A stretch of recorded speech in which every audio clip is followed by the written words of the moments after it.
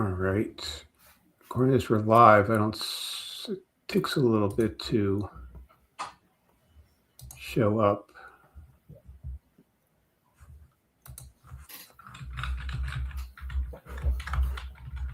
All right. Here we go. All right. Right, we are live.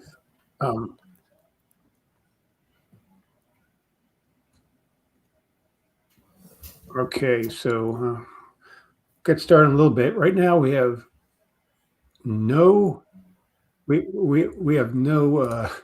viewers at this time, which is okay. Hopefully, some people will join, but regardless, it doesn't matter who the audience is. So, all right, let's get started.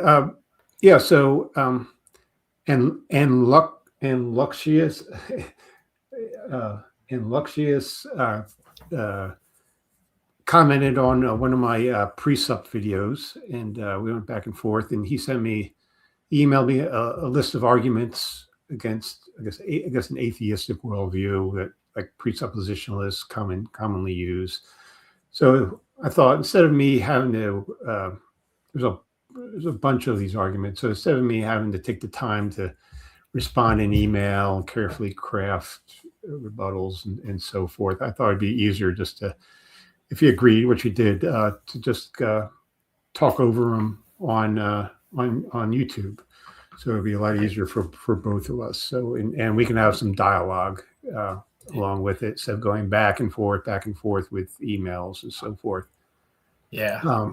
So I basically to anyone who's listening, I basically compiled and just kind of got a bunch of like stuff about Presup and Tag from a lot of content creators from YouTube, Twitter, and stuff. And now I'm not a religious person by nature. Like I've always been somewhat like agnostic and atheistic leaning, but I guess I found Presup arguments still kind of fascinating. So I think I just decided to compile a bunch of them, put them in a presentable form, and I guess show it to a naturalist like Floyd. I did like some of his videos, but I guess I kind of wanted to discuss this. I'm admittedly not all that philosophically inclined, but it's still nonetheless it's still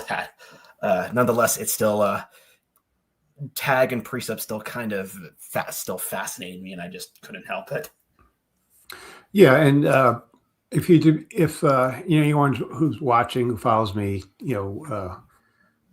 dealing with the presuppositional arguments in Tag and so forth, you'll come across a lot of these arguments when you talk to presuppositionalists. So it's good to be exposed to them, learn them, so you're prepared for them.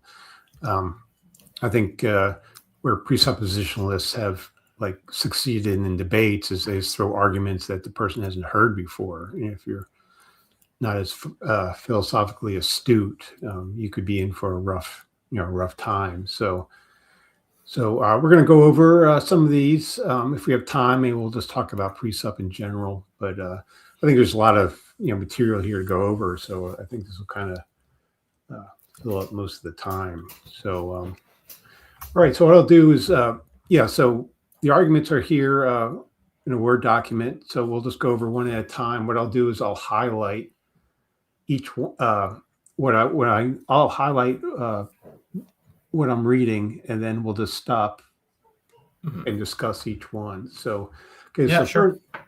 So the first one is atheistic belief systems lack a standard of direction or purpose. So, a atheistic belief system, particularly those rooted in naturalism, reject a universal purpose for existence, viewing the universe as a result of undirected processes like evolution.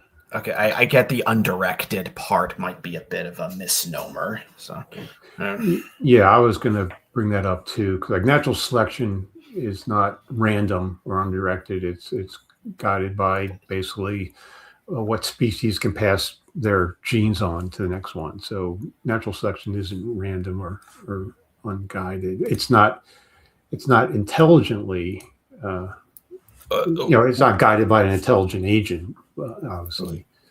Like Richard Dawkins' book, The Blind Watchmaker. But let's talk about atheistic systems reject a universal purpose for existence. That seems to imply that existence was made. Well, obviously, existence was made for a purpose. So thus, it has some sort of extrinsic or instrumental value. So, and I think that's the case with like Christianity, that God created. I guess it depends what sort of Christian you are, but in the Reformed faith that many presuppositionalists come from, they're typically Calvinists, and in their Westminster Catechism, the very first question is, "What is the chief aim of humans?" And they're very black and white. In the theologies, is all spelled out black and white, which appeals to a lot of people. But yeah, so the question in the Catechism is, what is the chief and highest end of man? And their answer is, man's chief and highest end is to glorify God and to fully enjoy Him forever. So that's kind of like the purpose that Reformed people think that we have, to glorify their God. Although I should butt in, a lot of precepts right now are like ROCOR, Russian Orthodox. Oh, like kind of like a J. Dreyer, yeah. Or I know he's Orthodox. I'm not sure Eastern Orthodox. I'm not sure what kind of some kind of Orthodox. Yeah. Yeah, like that concept of Orthodox had that concept theosis, like becoming closer to God, like it's transformative, like partake in divine nature. Yeah. I mean, first thing that pops in my head about this is what Dan Barker says. He's a atheist counter apologist now. He was an apologist in the Christianette pasture. But I think he says it best, where we don't have a purpose-driven life, rather we have life-driven purpose. So our purposes in morality and values and so forth, they're shaped by our biological nature and the environment we find ourselves in. So, when they make this claim, that there's no purpose if there's no God. I think life precedes purpose. You have to have life first to have purposes, rather than creating life or having life for a purpose. And I think, and the best example of that in their worldview is their God. Does their God have a purpose? Was their God made for a purpose? No, God is eternal, right? It's an eternal life, but yet it wasn't created for a purpose. So why do we need to be created for a purpose? And what is this God doing? Well, again, I'm used to, the Reformed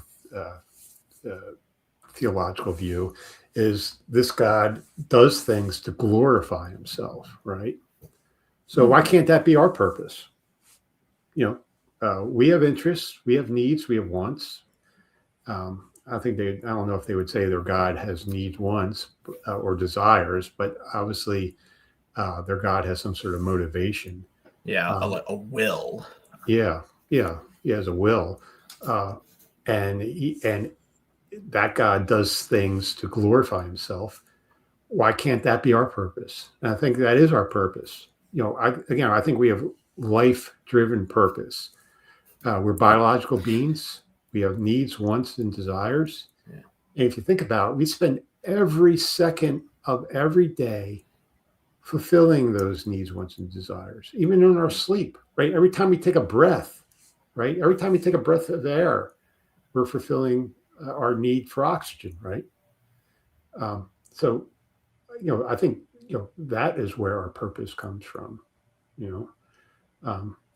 So I guess it's sort of like I guess they kind of go towards like in the grand scheme of things, in the universe is vast, and all we are, and we're just a bunch of people on this little planet. Like if we, whether we became like higher than ourselves to worshiping God or the great being, or whether we just all became murderers and eat each other, it's like under a lot of, well, pretty much all atheistic belief systems, like who cares? Like in the grand scheme of things, like who cares which is which? Like there's no none of those, neither of those societies are better than another, like from like based on what standard.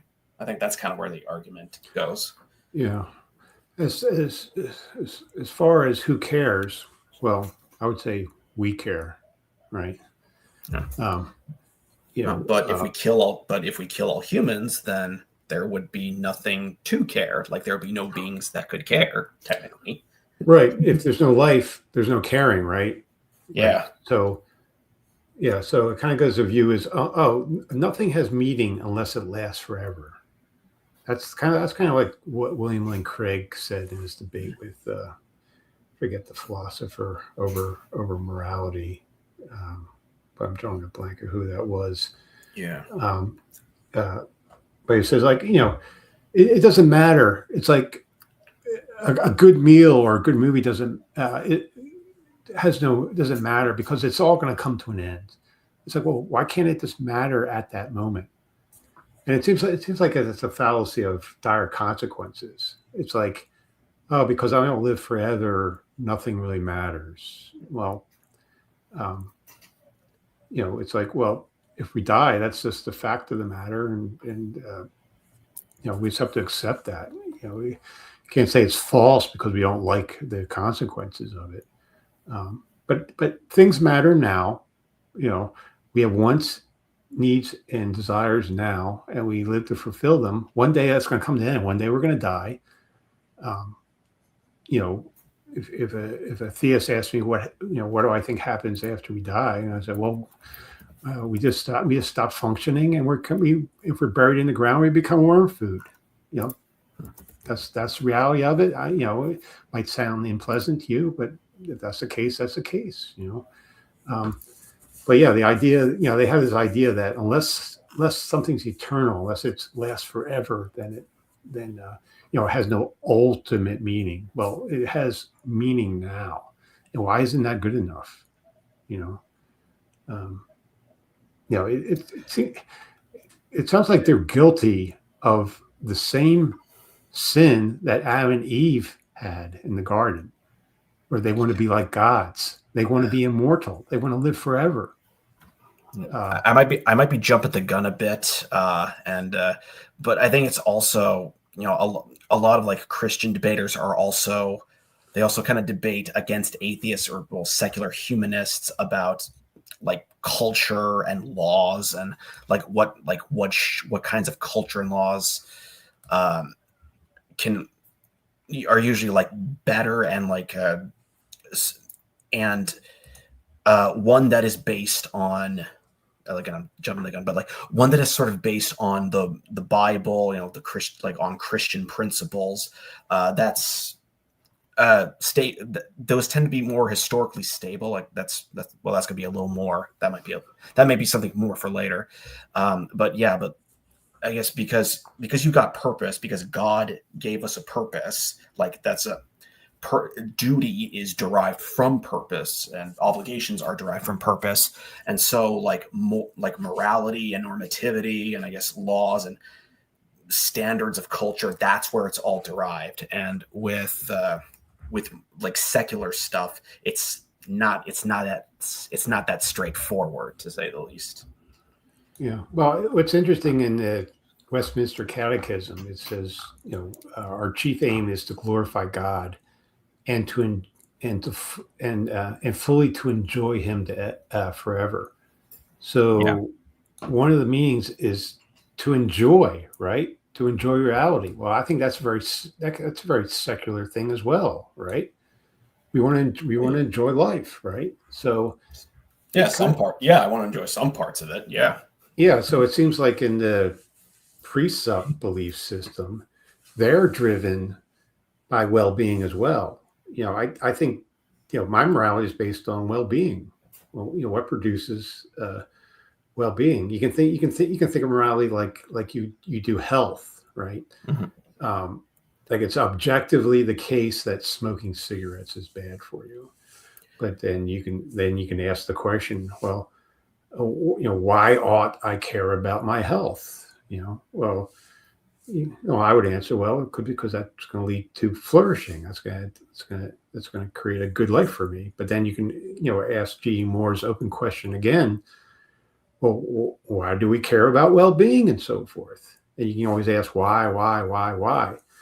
Well, I think it bottoms out as that's our biological nature. We seek happiness. We avoid pain. Um, care about our families. We care about our offspring and stuff like that. We evolved as social species, and so we have to live together as a society. We're not spiders. We can't live individually. We have to live as social creatures. So that's where our morality and so forth comes from. But humans as a species, every species kind of has its own slightly different life strategy or survival strategy. I mean, and it's humans are like I said, humans are fairly social, kind of have to be, and we have very advanced communication and semantics compared to a lot of other animals, even a lot of other social animals. And not to mention, on a biological level, I mean, we did evolve to consume certain sources of nutrition in certain ratios. I think we're pretty much like omnivores.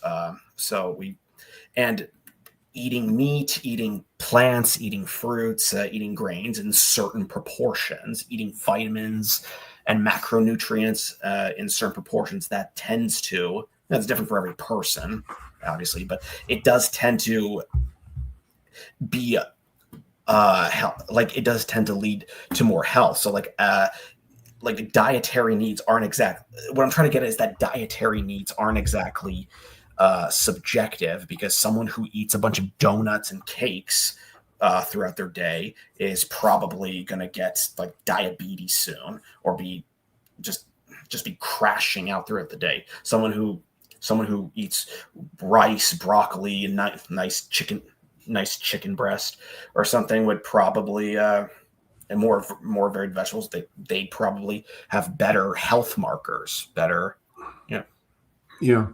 I don't have a solid view of morality. I kind of lead towards moral subjectivism myself. Mm-hmm. I think, there are objective things about us, but I think, ultimately, why should you do X instead of Y?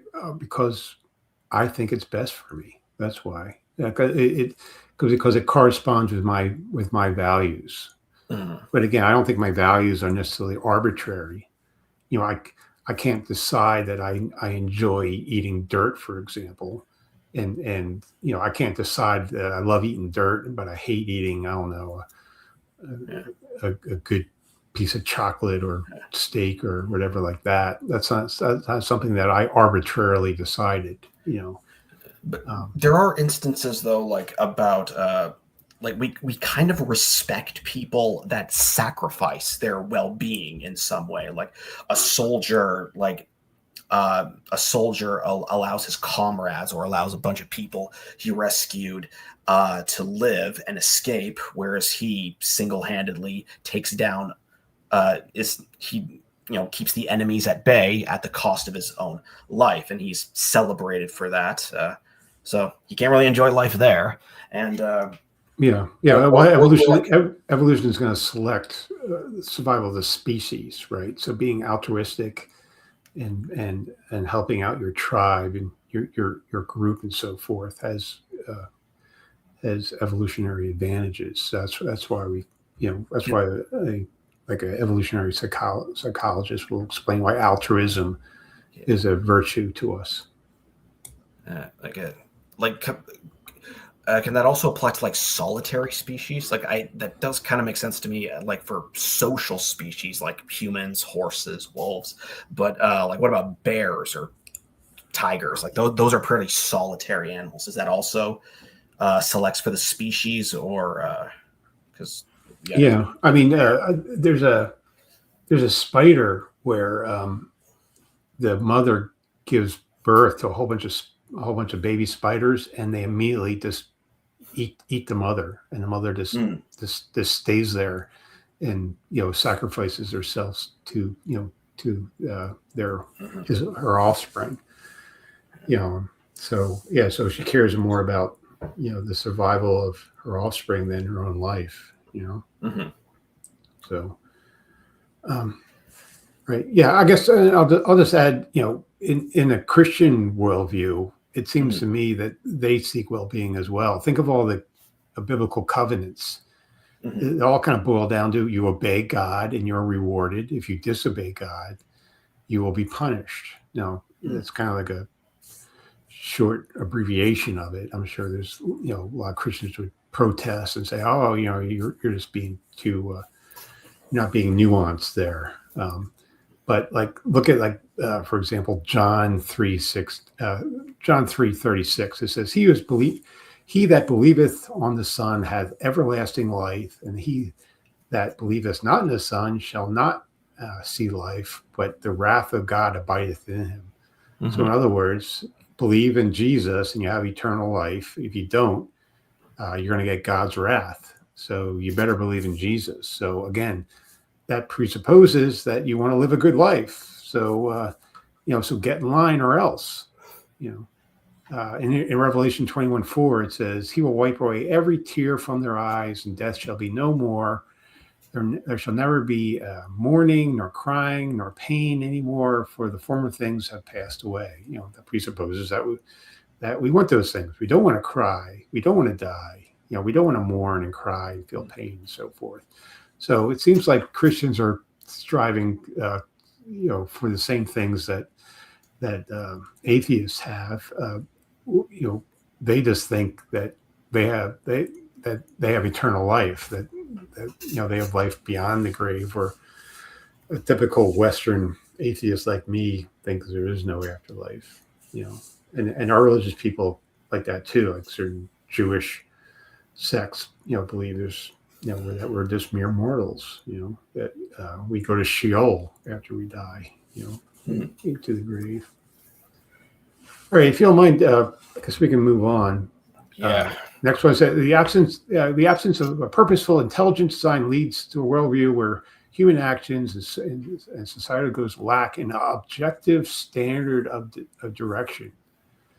I guess if God gives humans a standard of direction, how is that objective? I think that's subjective. So I don't see how a theistic worldview offers a objective standard for direction. It's directed by their God, right? So that would be God's a subject, therefore it'd be subjective. As purpose is reduced to the subjective individual or collective agreements, right? So, in their worldview, it's reduced to a subjective individual, namely their God. So I don't see how it's objective. Their claim that their view is objective, as well as their morality. They say, there can't be objective morality unless there's no God. There has to be a God for objective morality. Well, if it's coming from a God, God's a subject. That's subjective morality. Objective means stance independent or mind independent. That it doesn't come from the views of a mind. But it's coming from a God, from God's mind. Well, that's subjective as far as I understand it. Again, being arbitrary.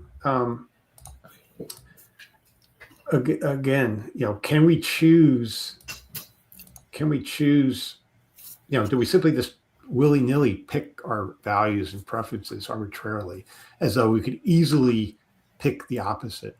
I don't think so. Again, I think it's based on our biological nature. So I don't know if you have anything to add there. Yeah, it did not love a trick. Implies that concepts.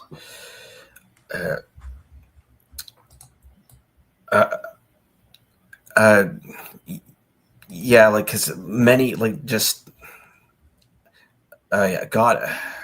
I guess that's like because God being the standard of direction and such. I guess because God is like framed as, like the necessary. I haven't really used that argument. I think that's like a, what is that called? Like modal ontological. Like, I don't want to get into that, but like God is the necessary being, and all of reality and all of its patterns, all of its workings are contingent. So I think it might have something to do with that, but admittedly, I kind of Well, again, I think it's arbitrary. They'll say, well, what is good? Good is what comports to God's nature, and God's nature is good. So you're basically saying good is godly and godly is good. But you're just saying, God. You're just basically saying God comports to God's nature, because you replace good with God. You're just saying God is God. It's not very meaningful. And again, you have the Euthyphro's dilemma. Is it good because God commands it, or does God command it because it's good? And someone like William Light Craig says, "Oh no, that's a false dilemma. Well, it's good because God's nature is good." Well, you can apply the same dilemma to God's nature. What makes God's nature good? Because it's God's, or because it's based on some other outside standards. So, or like the God, the morality is God's nature, or logic is God's nature, or how he naturally thinks. That's like, I've heard that argument, like the kind of the third horn for the Euthyphro's dilemma. It's kind of, I guess it can also that can come off as a bit like not arbitrary. I mean, like it sort of doesn't it sort of doesn't answer anything. You just replace God, like you just replaced some moral standard, some moral opinion with God's mind, and like it doesn't add, like it how's that go? Like it doesn't add anything. Yeah. Imagine if I say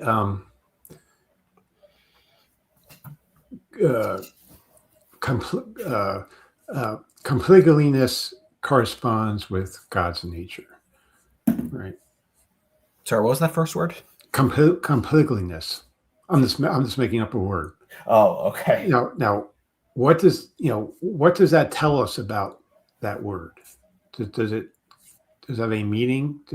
From saying it comports to God's nature, can we derive anything out of that? No, we need to have some sort of concept of what that word means, and then find those attributes within God, right? Mm-hmm. But it's not very meaningful unless we have some outside standard to understand what that word actually means. You go on to say, let me see.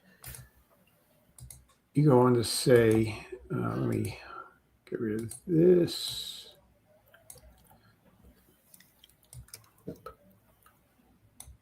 Oops. I'm in trouble with Microsoft Word here.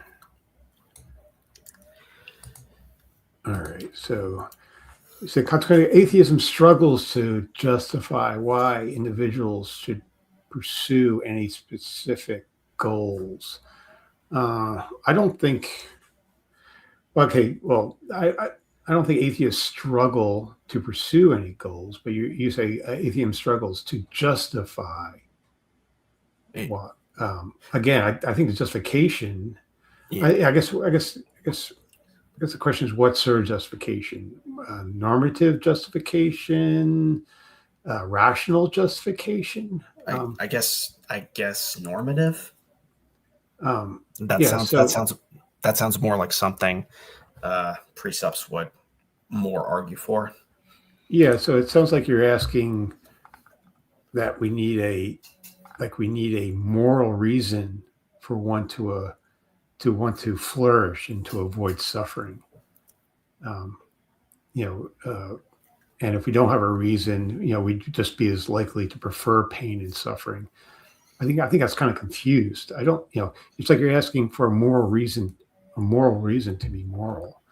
I don't think we need such a motivation, a moral motivation. I think, again, I'm going to appeal to our biological nature. Through our biological nature, we want to avoid pain and seek pleasure, happiness, long-term satisfaction, and so forth. So I don't think we need a reason to demand a moral argument for wanting those things. And I think there's, again, in the Christian worldview, we have extrinsic value. There's kind of two views on value. There's intrinsic value, which is something valuable within it of itself, and also extrinsic or instrumental value. For example, like any sort of tool, like a hammer, for example, that has instrumental value. We actually call it an instrument because it has value for something else. A hammer has value to hammer a nail, to hang up a picture or something. Intrinsic value is it just has value in and of itself. And I think an example of that is happiness and well-being. We don't want to be happy for some other purpose. Happy itself has intrinsic value, and that's and that's what we seek. So, I think that's the motivation. I think.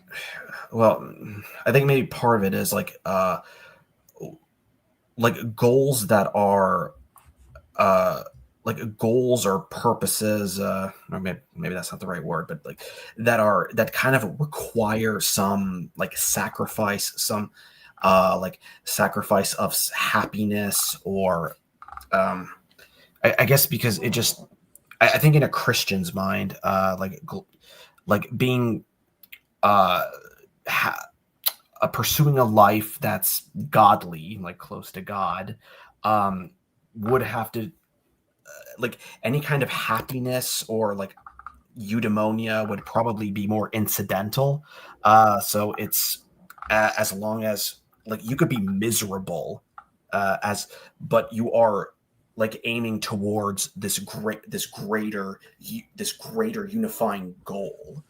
So like it's, I guess the sentence could be, I think maybe it's somewhat implying that atheists like can be too like maybe too egotistical, or at least can, because we can sort of just change or massage our goals, or at least our short-term goals, to to just have selfish interests. We have there's a system like Christianity or theism could. I'm sorry, am I rambling a lot? No. Like I think they're rejecting. Yeah, like something like a purpose that's like purpose that's like true and fulfilling and grand and all other kinds of adjectives, like regardless of your personal feelings, like regardless of whether you're happy or not. And like same with morality, like something is like murder, like killing another human being, maybe even some animals, like outside of a self-defense context, is always wrong. Like there's no, like it doesn't matter what your goal is, like murder is always wrong. Like that's kind of what they get at. So yeah, well, again, it's just a different standard. I think some Christians are even more selfish than atheists, because all they care about is getting to heaven. So they'll do whatever they want to individually go to heaven. question I ask them is, would you gladly go to hell for the glorification of your God? Because again, if it's not about you, then why should you care about going to hell? And suffer eternal conscious torment. If it's not about you, then that shouldn't bother you, right? But obviously, it does bother them. They have the same goal again. They want the bliss of heaven, just like the Westminster Catechism says, to enjoy God forever, and to enjoy reality. But they claim that they can only enjoy reality, in the presence of their God, where I don't think that's the case at all. Just a slightly off topic question. You said you're a moral subjectivist earlier. Is there a difference between moral subjectivism and moral relativism? Because I think in common discourse they tend to be used interchangeably, though I think there are differences. Yeah. I think there are differences. I would have to I don't know, go to ChatGPT or some AI or quickly go to Wikipedia to find differences, I guess. But my understanding of the differences would be that morals are relative to each society or maybe to each person, where, I don't know, let's say one society says it's okay to, I don't know, kill their elderly parents, and another society says it isn't. So their morality is just based on whatever that group says. Subjectivism is just basically what a subject thinks is right or wrong. But a moral subjectivist, like let's say I think eating babies for fun is wrong, right? And then they might protest. Well, okay, well, someone else might think that's perfectly fine, like Jeffrey Dahmer or something. So you can't say that's more. You can't say objectively. Well, they won't phrase it that way. Then you really can't say that's wrong. And what you're saying is you can't say it's objectively wrong. I say, well, that's true, yeah, because I don't believe in objective morals, but I can still say it's wrong. And then if they ask me by what standard, well, by my subjective standard, of course. I can say it's wrong because I'm the one deciding what's right or wrong, right? So, is it wrong? Yes, based on my standard, it's wrong. So, it's not the case where it's like, well, you can't say it's wrong, or I think what they say, well, but it's not really, really, really wrong. So it's not objectively wrong. Like it's not objectively wrong, or not wrong in the grand scheme of things. Right. That's what they seem to be saying. But again, why ought we listen to God? You can get, again, I think divine command theory is subjective. I don't think that's objective at all. You can be atheist. You can be an atheist and be a moral realist. There are certain atheistic philosophers that are moral realists. But I think ultimately it's going to be subjective. But again, I don't think it's necessarily arbitrary. Again, I can't arbitrarily decide sticking pins in my eyes is good for me. Something about my nature. Yeah. That keeps me from doing that. Yeah, arbitrary, like that term arbitrary. I think that like arbitrary, it's usually like without any reason, like without any justification. Like that's right. That's the definition. There's two ways to think of arbitrary. One is, well, it comes from an arbiter, like a judge or something, and another definition of it is it's just without reason. But if there's a bucket full of marbles, and I just say, oh, can you just reach in and get one of the marbles, and you just blindly just grab a one of the marbles out and hand it to me, and you could have easily picked another one. You didn't even look. That would be an arbitrary decision of what marble to get. Or maybe you glance at it real quick and you saw you saw, I don't know, one of the marbles looked kind of pretty to you, so you grabbed that one or something. That's in that sense, it's arbitrary. Because I bring that up because I guess completely like arbitrary mean completely without reason, because I guess if you want to make like a secular moral realist system, I think you can get sort of partially the way there. Like you want to facilitate well-being, like healthy eating, or like treating people like there is, like it is not literally like without zero reason. It is not 100% arbitrary. I guess maybe when you get to the edge cases, it can be a bit, or at least, well, to people arguing against moral realism on a atheist or secular, on a framework, they. God, what was I going to say? It's not. You can go some of the, like I guess they think it's kind of incomplete. Like it's whereas God provides, I guess God's will provides, the true, the true direction, the true purpose, and it doesn't matter how you feel about it. That is the objective. That is the reason.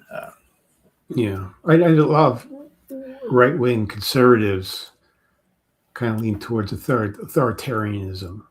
They think, well, what is right and so forth has to come from some sort of authority, and I think that's quite subjective, if not arbitrary.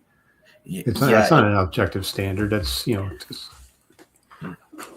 I think I kind of thought about it like this, a lot of people, a lot of belief systems, when it comes to like authority of morals, or like, it's kind of like it's top down, like God is, telling us or bestowing us or revealing to us, the truth, and or the right of divine kings, like the king is a representative of God, or something like that. There's humans. I do think that people tend towards a very top-down view of morality. Do you see what I mean? Yeah. I think that is very much the case. It's top-down rather than bottom-up. Yeah, exactly. Bottom-up, from getting morality like from evolution, or from the allegedly like abiogenesis and evolution, like coming life, complex life, and with minds springing from just inert matter, or mindless matter, whatever. I'm trying not to sound like a creationist. No, I don't think evolution. I don't think morality comes, informs us of what's moral or not. Our nature definitely comes from evolution and so forth. But I don't think if something's natural, for example, we ought to do it or something like that. Because evolution has given us like charitable traits, altruistic traits, virtuous traits, but also has given us like xenophobic traits as well. Tribalistic traits. Right. So, so just to say, oh well, evolution determines morality. I think that's kind of that's not exactly true. But again, I think what's the standard? Well, the standard is flourishing. That's the standard. And again, I think a subjective part about that, in which apologists will bring up, says, well, that's to what level you take that. Like you could be speciations.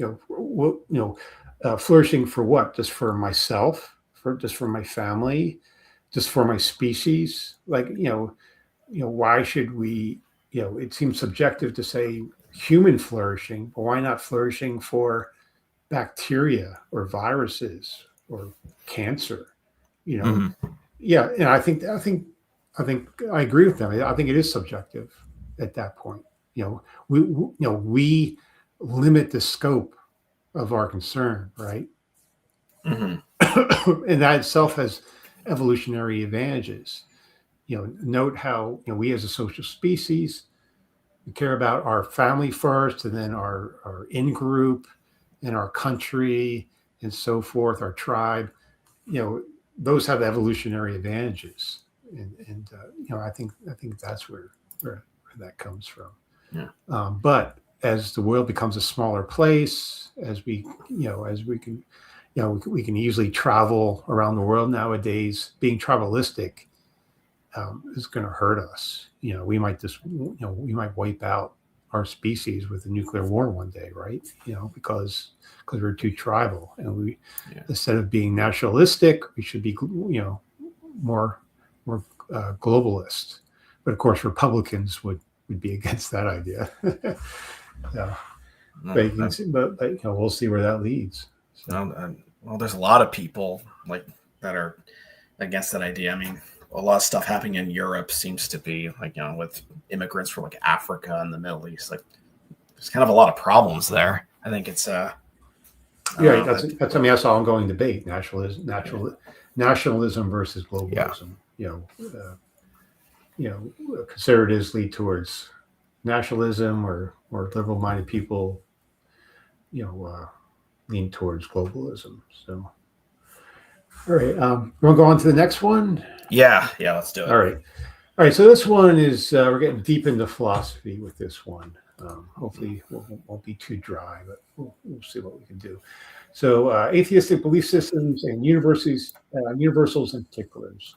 Atheistic frameworks, especially materialistic ones, struggle to account for universals, categories like species or truth, and particulars, individual instances, often reducing reality to particulars like material entities or chemical reactions. I'll stay up here. Let me see. Go. Read this. Without a transcendental foundation such as a divine mind, atheism cannot ground universals, leading to a nominalistic view where categories are arbitrarily human constructs rather than objective realities. So, okay, what to universal? Universal is something that two or more things share in common. Like if you have a red apple and a red fire engine, they both share the property of redness. Mm-hmm. So I guess the problem with universals is, do universals exist externally from those particulars that exemplify it? So is there a redness out there that's separate from red apples and red fire engines and red stop signs and so forth? A Platonist would say yes. There's a Platonistic form called redness in some Platonic ontic realm, in which particulars participate in, where nominalists like myself say, no, there is no universals. They're just particulars that just share certain traits in common. Aristotle had a mixture of both, called moderate realism, where he said, well, universals exist, but they only exist within the particulars. But yeah, some Christians will claim, there has to be universals, because if there were no universals, you couldn't identify the particulars. And you'll hear that often, but I like to hear an argument for that. What's the argument that if universals don't exist, then particulars cannot exist? Now, that's an ontological question. According to if no universals exist, like redness, then there can't be any red apples or red fire engines or red stop signs. Why not? There might be an art, when you use particulars, you're kind of using a universal category called particulars. So I guess that might be a performative contradiction.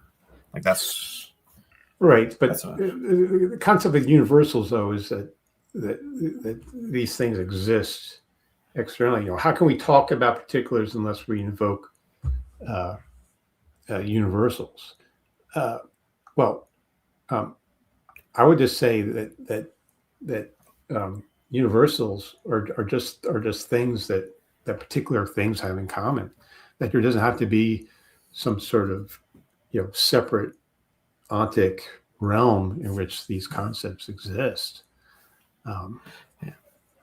It's just language. Again, how can we classify something under the same heading?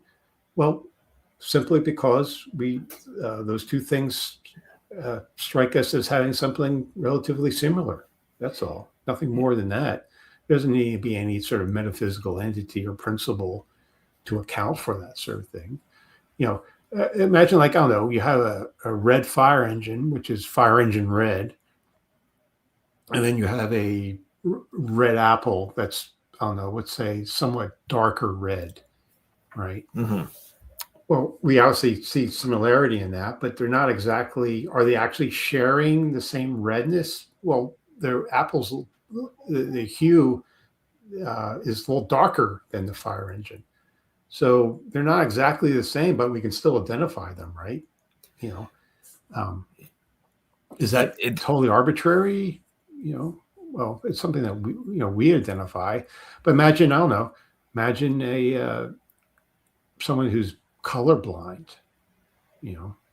I think a lot of colorblind people still kind of, they operate in the same way. Like there's like red-green color blindness, blue. There's although universals, what you said, like universals as something that particulars have in common. But even something like truth, like the concept of truth itself is also considered a universal. So that's like, is truth like a universal, or like laws of logic universal, like under certain definitions? Well, is it universal that a bishop in chess can only move diagonally? Well, yes, because those are the rules, right? But like in laws of logic, there are different logical systems, right? Some don't even have axioms. In like Aristotelian logic, there's just three laws of thought, which are, the law of identity, non-contradiction, and excluded middle. But in other logical systems, that's not the case. So it's only universal in the sense that it's, the system limits us to just those axioms and those inference rules and so forth. To say it's universal, I don't know, maybe there are exceptions out there. You can bring up like the liar's paradox. It seems like in philosophy, there's always exceptions to the rule. Philosophers are always debating over those things. But your mic's a bit warbly. Oh, I'm sorry. Is it okay now? Yeah, it's good. All right, maybe there's a little hiccup. But it does seem that a lot of logical systems, though, still recognize like something like the law of identity, and x equals x, and object is itself. So that is a really binding one. Like it's like a law of physics, but even more fundamental and more inescapable. Yeah, I mean, you could have like absolutely nothing, but that's still kind of, you can still apply like x to nothing, right? You can still have an identity, the identity of nothing, so you can kind of apply a law of identity to anything, right? Like x equals null. Yeah. And logic doesn't apply to just our world. It applies to all possible worlds, right? So it doesn't necessarily say applies to reality alone. You can apply it to fictional worlds, right? Of course, you can get into whether modal realism is the case and stuff like that, but that's going off. It's good. I don't think we need to go there. But Yeah, I mean, I lean towards nominalism. I mean, Plato himself brought up the problem is the third man problem. Well, how do you identify in a universal? Do you need a meta universal to identify the universal? And then how do you identify the meta universal? Do you need a meta universal to identify the meta universal, and so forth and so on? So infinite regress. Yeah, you know, infinite regress. So yeah, I don't see how universals have to exist to be able to have particulars, and I don't see how I don't see any good argument for thinking that universals must exist to be able to identify particulars under some sort of class or category. Yeah, there's a general there does seem to be a general pattern among precepts that like these transcendental, these immaterial, unified things, like they have to be. I hope I'm using this term right, but like ontically real. Like they have to be real. Like the law, like under a how does a naturalistic, like, is the law of identity or the law of non-contradiction a substance? Does it have a molecular structure? Like they kind of they do seem to be implying like it has that these these immaterial things, they have to be like ontically like real, like some kind of realism to that instead of most presuppositionalists, how they account for logic and mathematical objects and so forth. God's mind. Yeah, they're generally divine conceptualists, where these are thoughts in the minds of their God, as opposed to like an absolute creationist, where God created those things. So there's another term for that: divine activism.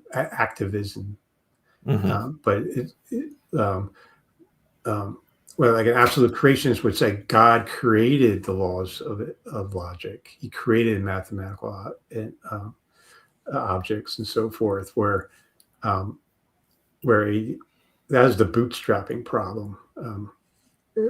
Where, like, for example, did God have an identity before he created the law of identity?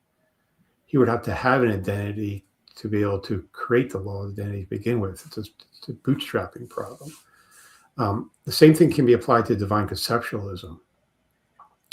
If the law of identity, for example, is just a thought in the mind of God, well, again, does that mean that he didn't have an identity before he thought about it?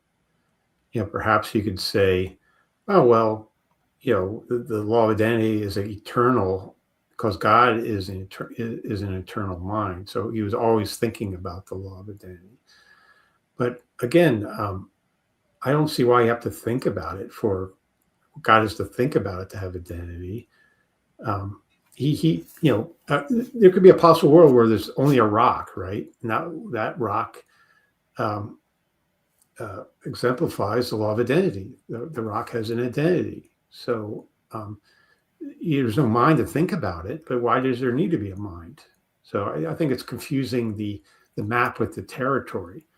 The laws that we use to describe logic require a mind. They're propositions and statements and so forth. That requires a mind. To use logic requires a mind. But what they represent, what they exemplify, doesn't require a mind, in my view. If no minds existed, there would never be a case where something is all red and all not red at the same time, for example. Or if no minds exist, doesn't mean that square circles could exist and things like that. There's just no minds to appreciate, or to observe those things. Which but it does kind of lead into the big question, like how or why does, like why, like how or why is reality, the world, the universe, why is it regular? Why does it have patterns, like consistent patterns? They'll try to say that God is unchanging, and just like immaterial and unchanging. something like Seidenbrugge would say, and that, just like the laws of logic are those things. So, it exemplifies God. Well, God created the contingent universe, and that universe is not immaterial, it's material, and it's changing. So it just seems totally arbitrary. All they're doing is just finding similar traits and then say, oh, well, that explains it. Well, how does it explain it? I mean, does God have the ability to create the exact opposite? If that's the case, then, uh, I don't think that argument works. Is God limited to how he can create things, based on his nature? Again, God's immaterial, but he created a material universe. God's unchanging, but he created a changing universe. So they don't square. So. Well, why? Wait, why not? How come God being unchanging but making something that changed? Why would that be? Why would that not track? Well, he certainly, being all powerful, he certainly has the ability to do that, and certainly they do believe that he does that. But God could have done the opposite as well, right? So it doesn't really explain anything. Why did God create a changing universe? Why not make an unchanging universe that exemplifies his own nature? Well, they just said, well, God can just do whatever he wants, and he did it because it pleases him. That's what John Calvin said in a quote. He said, when we ask, why does God do thus? Okay. We must always answer, because he pleased. Okay. He just pleases him to do so. So like it is. So yeah, it is possible for reality to be in it it is possible for reality to not necessarily be like it is now, based on it could have been, it is possible it could have been in different ways based on God's whims, right? That's what you're saying? Yeah, it could be. Or you can go the complete opposite route. You could say, since God is necessary, everything he creates is necessary. It can't be any other way. So it leads to strong determinism and necessitarianism, that everything is necessary. Everything that exists and came into being, everything that comes to pass is totally necessary because it's coming from a necessary mind every action he does and every thought he has is necessary. So it can't be any other way. And some high Calvinists actually believe that. They're definitely in the minority, but they're hard determinists. God determines everything that comes to pass. God's sovereign over everything. He's in control of every little molecule in reality. So he determines who's elect and who's reprobate, before the foundations of the earth, and we basically have no say over it. We're basically clay for him to mold. We're just puppets on strings that God is totally controlling. That's a minority position in Calvinism. Most Calvinists are moderate Calvinists. They're believing compatibilistic free will. They're not libertarians. They don't believe in libertarian free will, but they're compatibilists. So it's compatibilists believe that free will is compatible with determinism. It's called soft determinism. The best way to explain it is that we do what we will. When we make a decision, we wanted to do it, but based on our will. But we didn't determine our will. Our will was determined by antecedent causes, whether it be by naturalistic previous causes or through God. God deciding that. But theologians fight over that as well as philosophers. Over libertarian free will versus compatibilism versus hard determinism. So, we could spend many hours, going over that. I guess, okay, I guess let's move on. So I'll move on to next section here. Oops.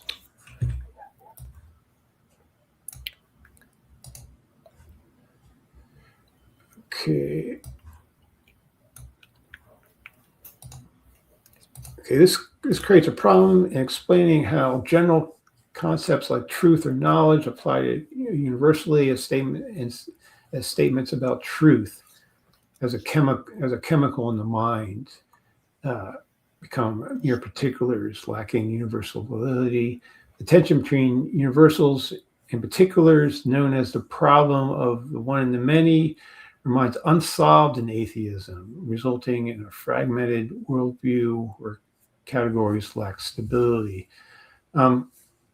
Yeah, so there's kind of like the problem of there's the problem of universals. The problem of universals is do universals actually exist separately from the particulars? The concept of the one and the many, that question is which is more fundamental, the one or the many? And the one is not one thing. It's like the universal one. Like So redness and the right, many are all the particular objects that are red colored. right. So the one would be redness would be the one, and many would be the red apples and the red stop signs and the red fire engines and stuff like that. So the question of the one and many is which one is more fundamental in reality, the one and the many? Presuppositionalists like to make a big deal out of this. If you actually like do a Google search on it, it's like the only ones who are really talking about this problem are like Calvinist theologians, presuppositionalists. I don't see a lot of secular philosophers, staying up at night worrying about which was more fundamental, the one, unity or diversity. That's another way. One is unity and diversity is the many. So the question is, what's more universal, unity or diversity? Calvinists claim they have an answer to this in the Trinity. So Cornelius Van Til, kind of like the godfather of presuppositionalism, he wrote about this, but he never clearly answered it or defined it. But he kind of uses it as a talking piece to bring up the Trinity. They'll claim that the Trinity is necessary to solve the problem of the one and many. You'll hear Matt Slick say this, for example. Why? Because the Trinity is the one and the many, right? So it's one God and many persons within that God. In this case, three. But the Trinity exemplifies the one and the many. So therefore, only Christianity can solve this problem. I don't think it solves the problem at all. You're just bringing up another example. The Trinity is just another example of the one and the many. The Trinity's like God is God, Jesus, and the Holy Spirit, those three entities at once. Right. I mean, you can debate whether the Trinity is a coherent thought or not. I don't think it is. But setting that aside, I don't see the Trinity being a solution to the one and many. I think it's just another example of the one and the many. You could say a pile of sand solves the problem of the one and many. You have one pile, but you have many grains of sand. So you have the one and the many. The Trinity is just another example of the one and the many. What's the question that you're trying to solve? What is more fundamental, unity or diversity? Well, the Trinity is both, right? So the answer, according to them, is both are fundamental. Well, great, but we have unity and diversity within the universe itself. Like for example, I brought up the pile of sand.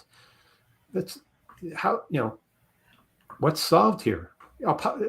What's more fundamental than a pile of sand? The one pile or the many grains of sand. Again, I mean, you apply same thing to the Trinity. Each in particular person, the Son, the Father, and Holy Ghost, or the one God. Well, they both exist. They all exist together in harmony and stuff like that. Well, so does a pile of sand. I don't really see this as as an answer to the problem. It's just another example of it. So yeah, I'm not impressed, and I don't think it's really much of a problem.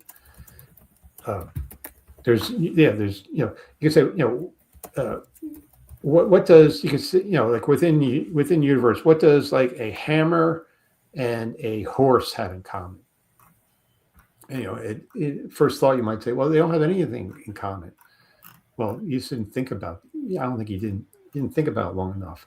What does a horse and hammer have in common? Well, I can think of a lot of things. They're both material. They both exist on the planet Earth. They're both made of atoms. They both take up space. I could probably come up with many more things they have in common. So yeah, I don't think their answer is that satisfactory, if you ask me. What else can account for unity of diversity? You could say like evolution, for example, it solves the problem of the one and many. Why? Because it explains the unity and diversity of life. You could say it explains why there's species, because they all share a common ancestor, for example, and they can all interbreed.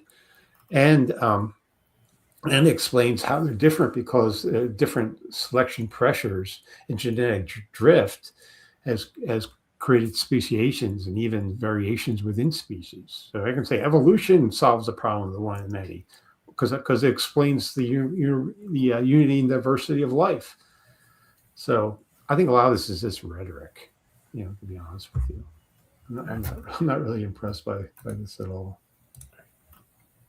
I don't know if you want to add anything to that or push back on me or.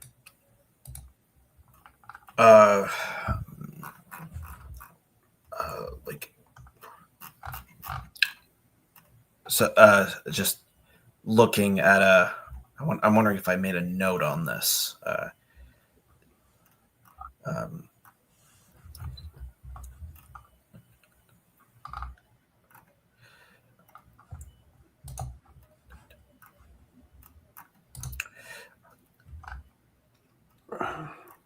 We have 5 viewers, by the way. Which is, we do?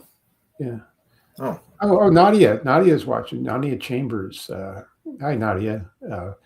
Yeah, she goes back to the Google Plus days. Nadia would have 8-hour hangouts that we all participated in. And what was great about that is you could, since it was 8 hours long, like, anyone could jump in at pretty much any time. So, I was looking at private chat. No, it's under comments and. Yeah. Okay, Electric Bike G. Yeah, I recognize that name. Yeah. All right, you want to talk more about this or move on? I think move on. Like, yeah. But yeah, I mean, atheists can be Platonists. I think Platonism has a lot of problems. Again, there's a lot of categories. Oh, okay. Well, here's an interesting thing I'll leave you with. William Lane Craig wrote a book on this. You can see interviews on him. He's saying he spent 13 years studying this subject. And he used to be a divine conceptualist because he didn't like the idea of Platonism, because Platonism says like these Platonic forms exist independently and necessarily separate from God. And we don't like that, because God, everything has to come from God, right? God is the only necessary being, and everything else has to come from him. So yeah, you can't have Platonism. They don't like that. So originally he was a divine conceptualist. Something that heavily influenced presuppositionalists is a paper called "The Lord of Non-Contradiction" from James Anderson and Greg Welty. They get a lot of their views from him. Rush Dooney wrote a book on the problem, the one and many two. That's a common book that they read. But anyway, as far as mathematical objects go, William Lane Craig now rejects divine conceptualism because of the problem, the bootstrapping problem, and so forth. And now he's a nominalist. He's holds to a position called neutralism, which another term of that is called deflationary nominalism. But nominalism is an anti-realist view of that, right? So, William Lane Craig doesn't even believe in like the existence of universals anymore. So there's a book that goes over this. I recommend. It's called Beyond the Control of God. You can find it on Amazon or whatever. But and William Lane Craig has his section in that, as well as Greg Welty, who's a divine conceptualist, and I think Graham Oppie is in it as well. But the book's called Beyond the Control of God.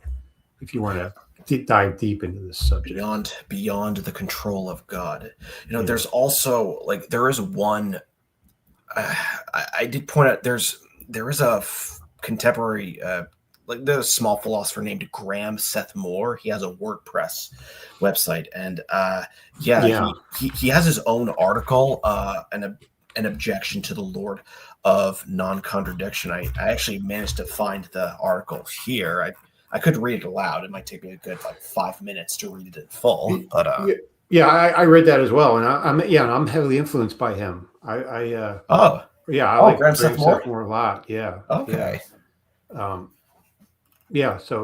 encourage that. Yeah, Graham's. Yeah, I like him a lot. I read a lot of his articles, and I pretty much agree with everything he says on the topic of how do you account for logic.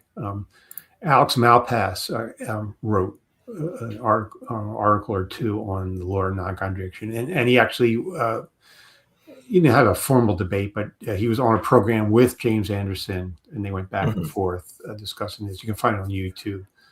But yeah, Graham Seth Moore and Alex Malpass, and as well as William Lane Craig, it deals with this. So yeah, again, if you want to read a book, Beyond the Control of God, I recommend. Read articles from Graham Seth Moore and Alex Malpass if you really want to dive deep into this subject of how you account for the laws of logic and and universals and particulars and so forth. Yeah, I'll have to read. I wish I should reread a bit of those from Graham Seth Moore. Yeah, but I like him a lot. All right. Okay, let's go on to the next one. Yeah, actually, it leads into the next one. How do you account for the laws of logic? I think we kind of dealt with most of this already. If a human being for the first time ever, after a mind wipe, thinks about the world, they would think about, they would, whatever objects, whatever instances of objects, they would, I think what tag proponents or presups, I think what they get towards is that you have to assume a notion of, I guess one thing that some naturalists say that law of identity or law of non-contradiction is kind of derived from our empirical experience, because objects are just themselves and they're not themselves. The other side would still say, but that still presupposes some notion of identity over time and non-contradiction and some kind of valid inference, something that's so just so inescapable that it cannot be reduced to empirical reality. Right. We're drawing general concepts from particulars, right? So, that's kind of the opposite. That we kind of assume, we still kind of use identity and the concepts of identity and non-contradiction, even just fundamentally, even before we start identifying particulars. Right. And the laws of logic just don't apply to the empirical world. They apply to every possible world, right? So so it applies to fictional worlds as well. So how does a materialist, or like, I guess just to lay it all out, like, how does a naturalist or a materialist or anything like that, like, say what the law of logic or the law of non-contradiction is? Well, I think I think they're just necessary a priori truths, but that's more of an epistemic claim I'm making. I can't imagine any possible world where something can be all red and all not red at the same time. I can't imagine a world where something like that could exist, or where there are squared circles. There's no square circles in this world, but I think necessarily there's no square circles or something that's all red and all not red in any possible world. Okay. If you ask why is that the case, I would just say it's just brute. It's just I think it's just necessary that that's the case. I think later on I kind of want to go back to those properly basic beliefs from that Ozymandias video. Right. Yeah. The validity of logic is a presupposition. That's a properly basic belief. How would you go about proving the laws of logic? You'd have to use logic to do it, right? So you presuppose the validity of logic. There's like 10 of those. Inference, deduction, induction, induction being like the past will resemble the future, will resemble the past. There is an external world. Is it external or external and regular? Like, do we have to assume that reality is regular as a properly basic belief, or is it just that's the universe. It's the universality of nature. The uniformity of nature. That to do induction, which we all do induction. Our cats, our dogs use induction. Our dog knows where its food bowl is, right? Because why? Because it was there last time, right? Or it makes the best guess. It makes the best guess. That's the food. And when we get up in the morning from our bed, we put our feet down, assuming that that the floor is there, based on an inductive reasoning. It was the floor, the bed was resting on the floor, when I went to bed. So through inductive reasoning, I think it's still the case, but things could have changed overnight. I guess, if that's the case, we'd find out the hard way, right? We have to, we presuppose the, but the presuppositional claim is, I have a justification for this. God made the universe. God created the nature to be uniform. This is kind of the question this is kind of like the big question that I kind of have in mind. Like, if we have to assume, like, properly basic beliefs have to be assumed for kind of by faith or by trust, just kind of without evidence, depending on how you want to define it. But then I guess a precept would go, then why not, why not God? Why not the necessary being? Like, how come? Like, what is the defeater? I know I'm throwing a lot of philosophical jargon, but what is the difference between having faith in your faculties, or maybe having faith that one of your good friends will do you a solid, versus faith in the creator, the necessary being, the creator of the universe, the source of all morality and normativity and reality. Like what is the difference? Like it's not like, I'm not being rhetorical. Like what can be said to be the difference besides, I guess, a lower scope or a lower, like, is it a different type of faith or a different amount, quote unquote, of faith? Like, yeah, they'll say, well, if you have faith, if you have rationally unjustified faith in your properly basic beliefs, like that solipsism is false, that your cognitive abilities and sense perceptions are generally reliable, that other minds exist. There's a list of proper basic beliefs. The valid nature of logic, the reliability of inductive reasoning, and so forth. If you just have blind faith in those things, why can't I have blind faith in my God? Because, well, I guess you can, but but I don't think belief in a God is properly basic. Alvin Plantinga tried to make that claim, but I don't think it falls in the same category of properly basic. Belief in the Christian God is not universally held.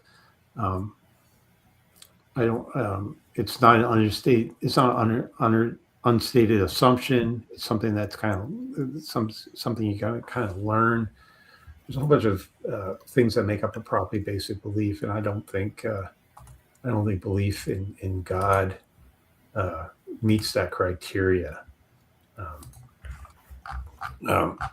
Because it would rely on like thinking of the hypothesis that, or the claim that reality, the universe was made by God, would also rely on those properly basic beliefs. You have to assume, right. You have to assume another mind, God, which, yes, he's the grandest mind of all, but I mean, he would still be a mind. He would still, right. Obviously not a particular mind or a human mind or but he would, not a physical mind, but he would still be a mind, like a will, right? He would have thoughts, right? Yeah, to believe in God, you have to first presuppose that there's a mind-independent reality, that solipsism is false, that there's an external world outside of your mind, and you have to believe other minds exist, namely the mind of that God. So you still have to presuppose those properly basic beliefs to believe in a God.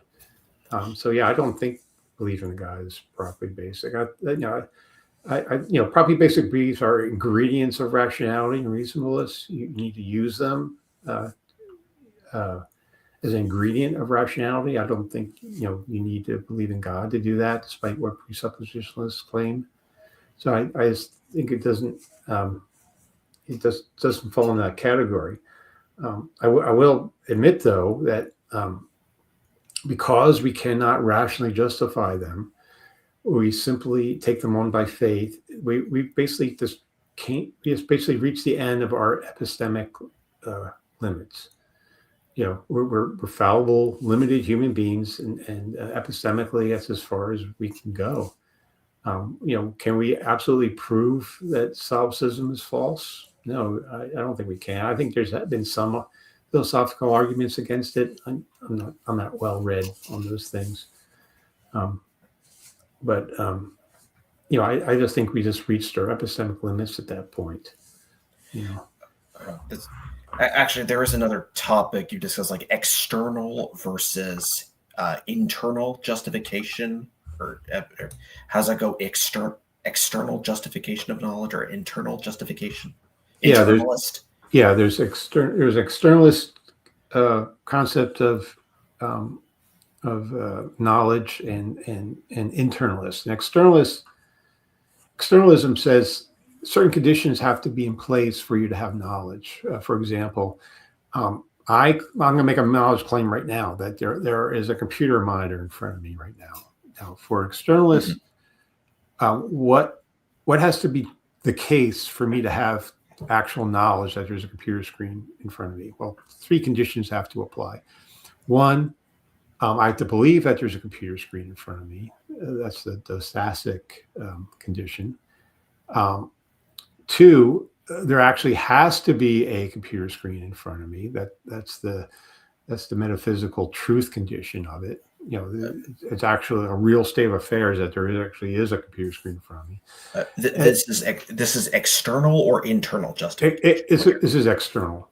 External. And, okay. Yeah, and then three, the fact that the computer screen is in front of me is causing me to believe that there's a computer screen in front of me. There's a causal relation, or it's justifying. There's a justification of why I believe there's a computer screen in front of me. So if you ask me, Floyd, why? Okay, you just made a knowledge claim there. How do you know there's a computer screen in front of me? And how do I know that? Well, what's the answer? What's the answer a 6-year-old would give? He would say, "Oh, because I see it, right? I see it." So if it's the case that my eyesight is reliable, that my eyesight and the computer screen being in front of me is causing that my belief that there's a computer screen in front of me, and it's actually the case there is a computer screen in front of me, then I have knowledge, because those three conditions have to hold. Now you can ask, well, how do you know your eyesight is reliable, right? That's what an internalist would require. So not only it's not good enough to say the computer screen and my eyesight is reliable, in which I can know the computer screen, but you actually have to know your eyesight is reliable.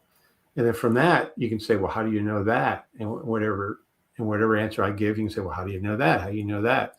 The internalist conception is much harder. So, and so an externalist conception is those things simply have to be in place for me to have knowledge of it. An internalist will say you actually have to know those things are in place for you to have knowledge of it. So it's the KK principle. You have to know something, you have to know that you know. Right. But again, you can always ask, well, how do you know that? How do you know that? How do you know that? At least infinite regress. So an externalist will claim, no, I don't need to know those things. Those things just have to be in place. So for me to make the knowledge claim that there's a computer screen in front of me, my eyesight must be reliable. If my eyesight is reliable, and that is enough for me to have knowledge that there's a computer screen in front of me. Or at least you have to assume your eyesight is reliable. Well, that's an epistemic. See, I think externalism is more objective, right? It's an objective fact whether or not my eyesight is reliable, right? It doesn't even matter if I believe it is or not. If my eyesight and the computer screen being there is causing the belief, that's enough. It's a more objective view of knowledge than an internalist. An internalist says, oh, I internally, it has to happen internally. I have to know that my eyesight is reliable and everything about it.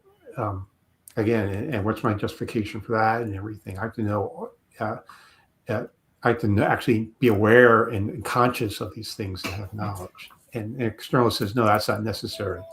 Those things have to be in place, but you don't actually have to know that those things are actually in place.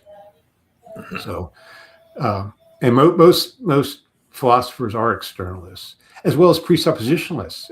Presuppositionalists are externalists as well. They believe, well, I can know the computer screen is in front of me because I've been created in God's own image, and He wants us to have truth. So if those things are in place, I have knowledge. Well, how do you know your God isn't fooling you, or how do you know your God's in image? Well, and they'll respond, oh, wait a minute. Do you agree that if that is the case, I can know things? Yes, if that is the case, you can know things. Well, okay, then I can have knowledge. Yeah, but do you know that that's the case? No, my worldview says that is the case. Well, in my worldview, it's the case that my eyesight is reliable. So I'm an externalist, just like them. it's a double standard they play. A presuppositionalist will hold you to an internalist conception of knowledge, while they themselves are externalists. It's a double standard they play, and that's how they trick. That's how they trick a lot of people in debate. They hold them to a different standard of epistemology than what they actually hold themselves. It's a clever trick. It's a real clever trick, and they fool a lot of people with that. So yeah, it's externalism versus internalism. I'll have to look at. In one of my videos, I go over that in detail. Yeah. I think, and Ozzy explains it well. Ozzy can explain all this stuff a lot better than I can. Yeah. How is Ozzy? Yeah, still around? He hasn't been online in a long time. I think he's doing okay. He had some life changes happen to him, but I think he's doing something that he loves. He loves his bushcraft. He's doing that a lot. As far as I know, he's still alive, but I haven't talked to him in a while. But I think he's doing okay. Yeah, I really liked. Yeah, tell him I really liked his videos if you ever see him. Yeah, sure. Yeah, oh yeah. No, I learned a lot from him, and he's a good teacher, and he can explain this stuff a lot better than I can, and as well as he's more educated than I am in these topics as well. So, all right. I don't know if you want to talk more about the laws of logic, but again, I recommend reading Beyond the Control of God. And Graham Seth Moore and Alex Malpass. Again, this topic is the metaphysics of logic. And it's similar to like the metaphysics of math, for example. And it gets into Platonism and stuff like that. So, but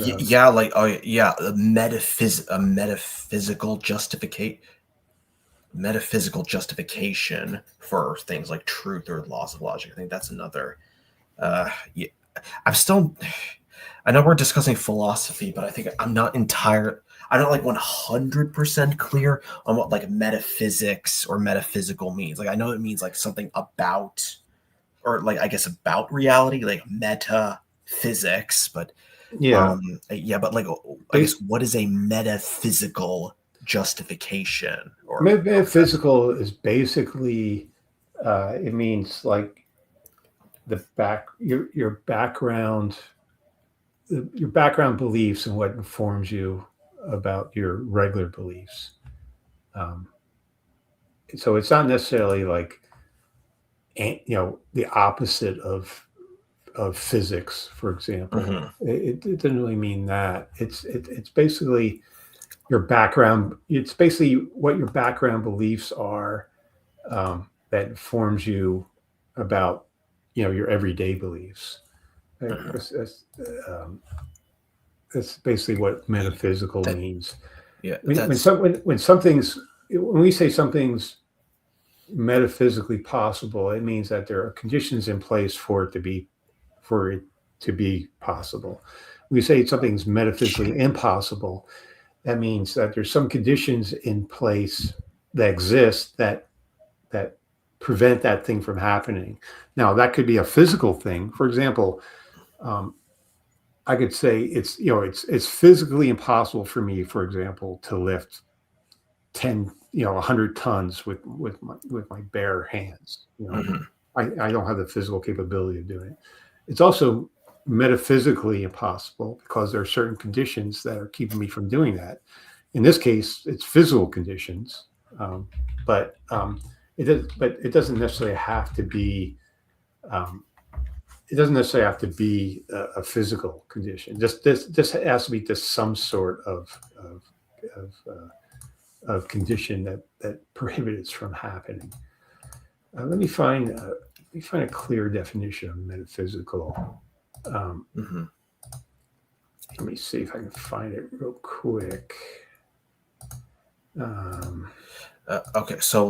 Naturalist versus theist. Okay, so metaphysical assumptions, so a naturalist would believe that you can basically explain everything with natural processes. Theism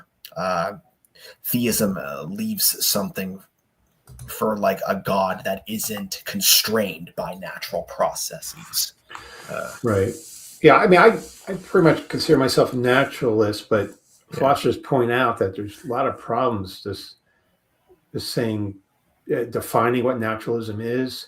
I think Bertrand Russell said that naturalism confines reality to like the laws of physics, like nothing can violate the laws of physics. But the problem is with that view is that like physics keeps on changing all the time, right? Now we have this quantum physics, right? And like that's kind of like spooky, right? Well, theories of physics change. Technically, like, I mean, the law, like the interactions of physics and quantum physics was always around, or was around before us. It's more our conceptions of physics that change. Yeah. So, I mean, like as a naturalist, I don't believe in angels exist, right? But maybe angels do exist, and maybe they could maybe they fall within the realm of like physical laws as well, like quantum laws or stuff. We just don't understand it enough. Yeah, they could, like they could, like like an angel, or like a supernatural creature, or like a ghost. Like people think ghosts are like kind of like a disembodied conscience of a former person, maybe. But the Ghostbusters movie, like they made it so that like like positron lasers like can affect the negative ions of ghosts. So right. So like in that movie, the ghosts actually obey some sort of physical, like scientific concept. Right. Yeah, they really use science and physical technology to be able to control ghosts, right? So maybe ghosts are made up of plasma or something like that, and we just and one day we'll be able to explain it all naturalistically, so so naturalism itself, and and some philosophers won't say they're naturalists because of all like the philosophical problems with it. Like what is natural? Like what counts as natural? But when I say I'm a naturalist, I don't believe in anything. I don't believe in supernatural beings. I don't believe in ghosts and angels and gods and demons and devils, and I don't believe. I don't believe like people can walk on on water and and perform miracles and stuff like that. That's just the best way I can describe my view. I'm sure you could, like, I bet some philosopher could poke holes, in that view somehow or something like that. But so I found one definition of metaphysical. Metaphysical is a term referring that describes your background beliefs and assumptions that inform our explicit worldview. So, so our presuppositions of a worldview, for example, are metaphysical. So those would be our properly basic beliefs. So if we say, the presuppositions of my worldview are these things, instead of saying presupposition, you can replace presupposition with metaphysical assumptions. So I have a metaphysical assumption, for example, that there's a mind-independent reality external to me, and other minds exist. Those are metaphysical assumptions I have. So again, metaphysical is a term that refers to your background beliefs that inform the rest of your beliefs. Yeah. Another thing with those debates, it's like because it's worldview versus worldview, not like at least that's how they frame it as, because they kind of try to look for internal incoherence within worldviews, like the presuppers or versus atheists. But with properly basic beliefs, then that's the one overlap, wouldn't it be, with all worldviews? It's something that's universally held.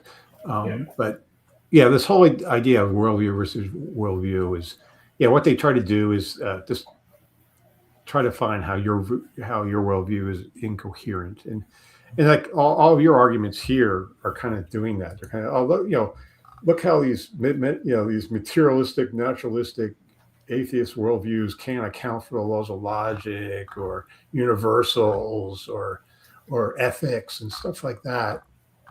My worldview, my Christian worldview, better explains these things. Like more more coherent. I think there's a lot of problems, with their view, but even if their worldview somehow explains things better, like the creation of the universe. You think Genesis 1 is a good explanation for why the universe is the way it is? No, I mean that's an outdated view of how the world is. It describes a flat Earth, for example.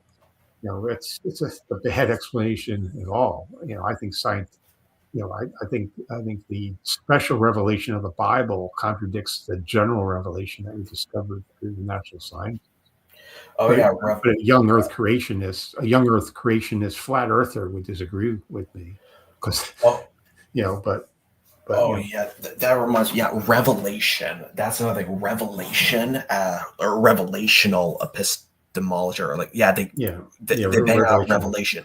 Yeah. Revelation, as in reading the Bible, or just or is it like a natural revelation? Like I can look at the world and how it works and how it all interconnects and come to the conclusion that this was the work of a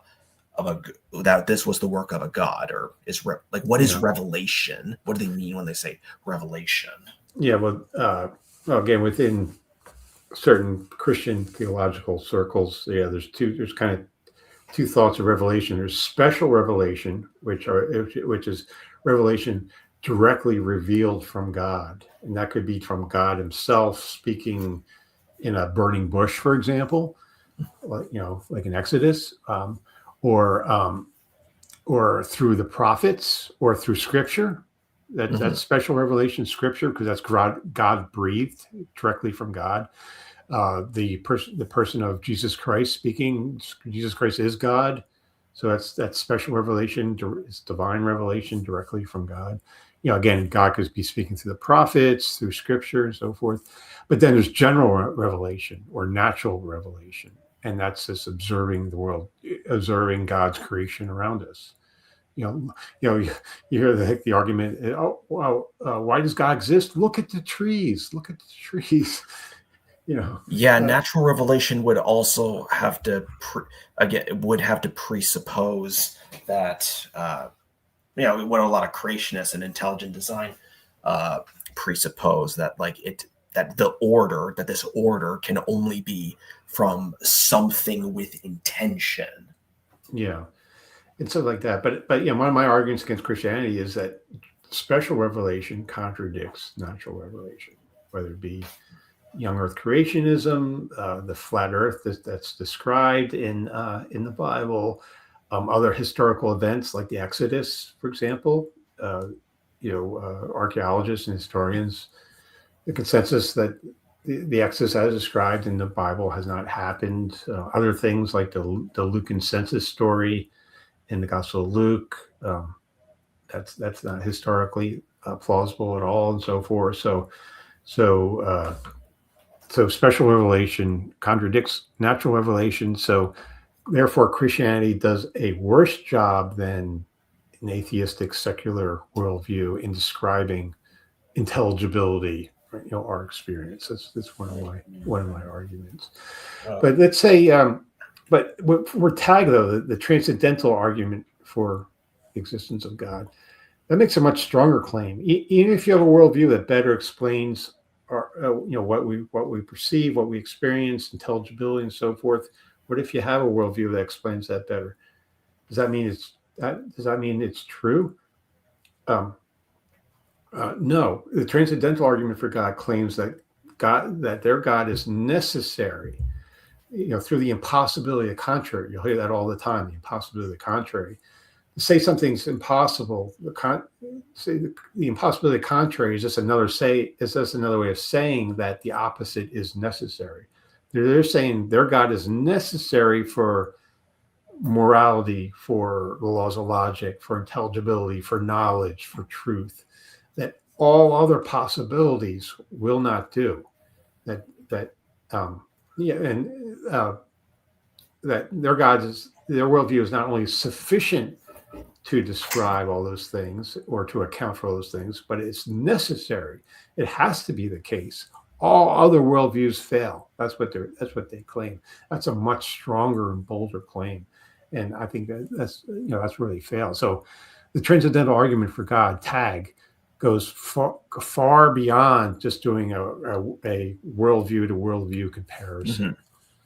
But the game that's being played in debate is catch the other guy in a contradiction. If you can catch them in a contradiction, I just caught you in a contradiction, your whole worldview fails. Your whole world collapses because it's incoherent. That's the game that they play.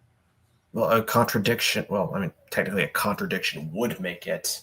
I guess it sort of depends, like the definition of contradiction, like in the Well, I mean. Yeah, I mean, I'm sure if you press me far enough, you might catch me in a contradiction, and both cannot be true, right? One of them has to give, but if I have good reasons to believe both of them, then I shouldn't abandon them, because if I abandon one of them, I could be abandoning the right one, right? So if I have good reasons to hold contrary beliefs. And I can't figure out which one to get rid of. You just tentatively have to just hold to both. Again, I think we just reached our epistemic limits. But the presuppositionalists, they're certain. They have certainty. They have infallible knowledge. They have everything worked out. That appeals to a lot of people. I have all the answers. I mean, that's what religion does. It provides people with certainty. It answers everything. Read the Westminster Catechism.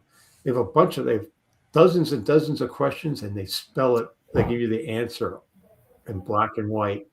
They answer everything for you. The first question answers what is the meaning of life.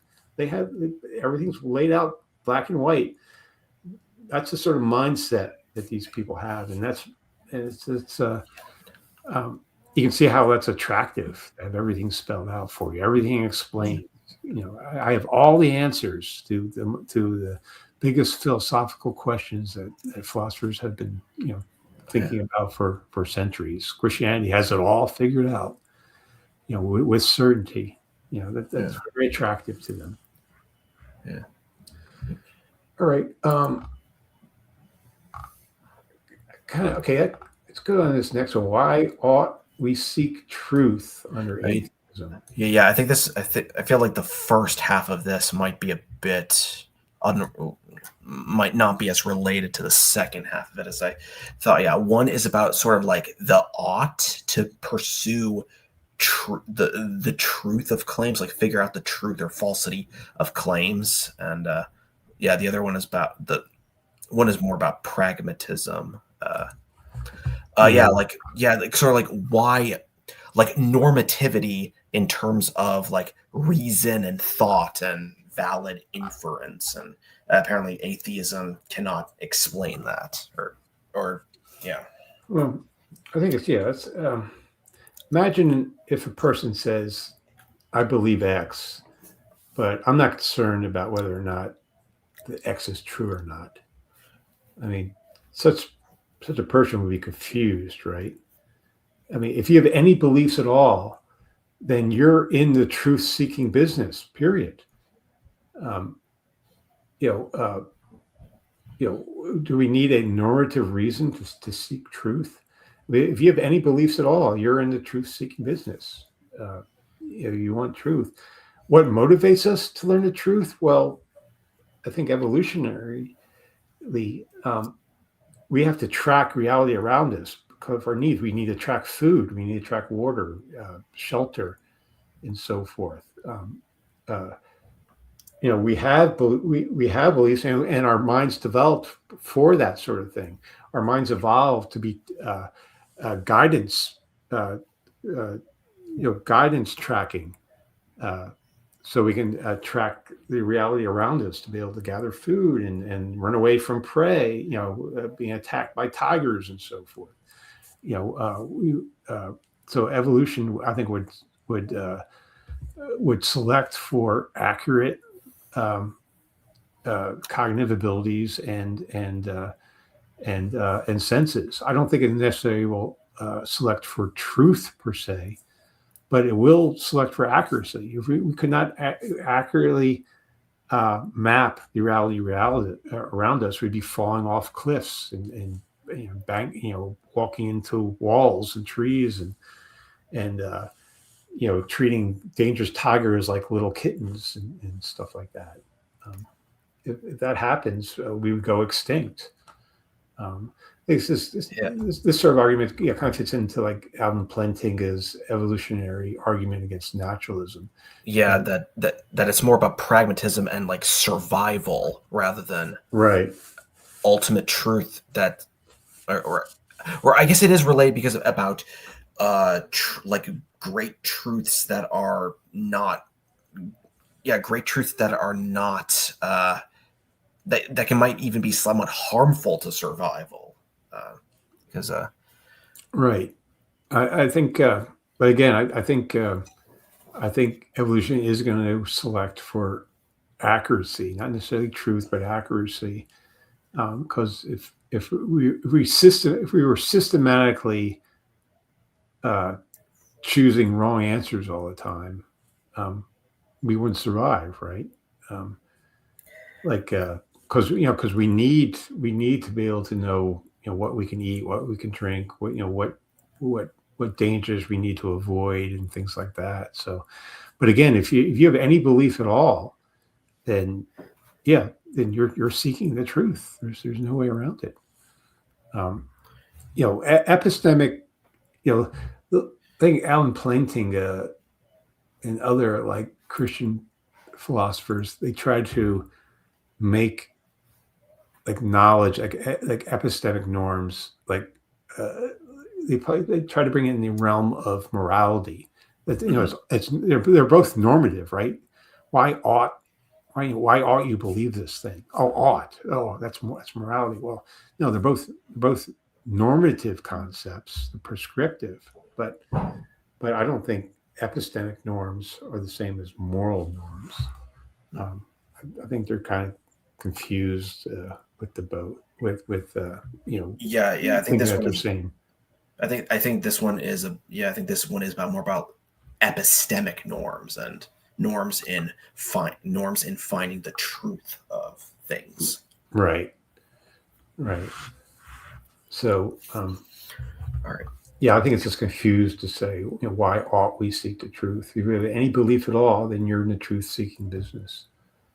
And what motivates us? What motivates us to learn about what we can eat? Well, what our motivation is survival, of course, right?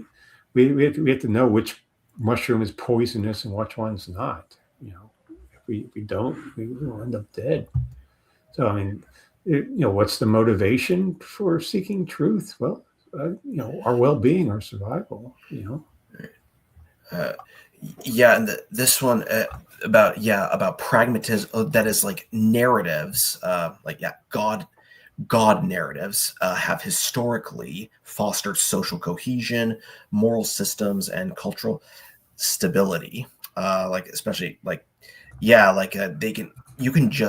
They say that you can justify Christianity as a practical belief system, like if you want like a stable, among other things, a stable society and people that are just generally nice to each other, because God made us all in his image, so don't be shitty to each other. It's not as, again, like it's not as, or the claim is that it's not as easy, it's not as straightforward, or maybe even impossible on a secular on an atheistic system. They'll claim we need a meta narrative to unify us all. And I think that's kind of like the emperor's new clothes. We need something that kind of give us all an identity, a shared identity, so we can function as a society. We need a meta narrative. Of course, each society has their own meta narrative, and even within the meta narrative, you have all these divisions and so forth. Look how many denominations of Christianity there are, and so forth. what's our meta narrative? What can join us all together? Well, I think it's found in the Declaration of Independence: life, liberty, and the pursuit of happiness. Why can't that be enough Sting has a song called Russians I like a lot. It's about nuclear war. This was during the period when Ronald Reagan was in office, and he said one of the lines in the song is, "What might save us, me and you, is if the Russians love their children too." That is what can join. That can unify us and so forth. Our society's well-being, flourishing, taking care of our children, stuff like that. Like John Lennon's "Imagine." I'm sure you've heard that song before. Yeah. Imagine there's no religion. There's no countries and stuff like that.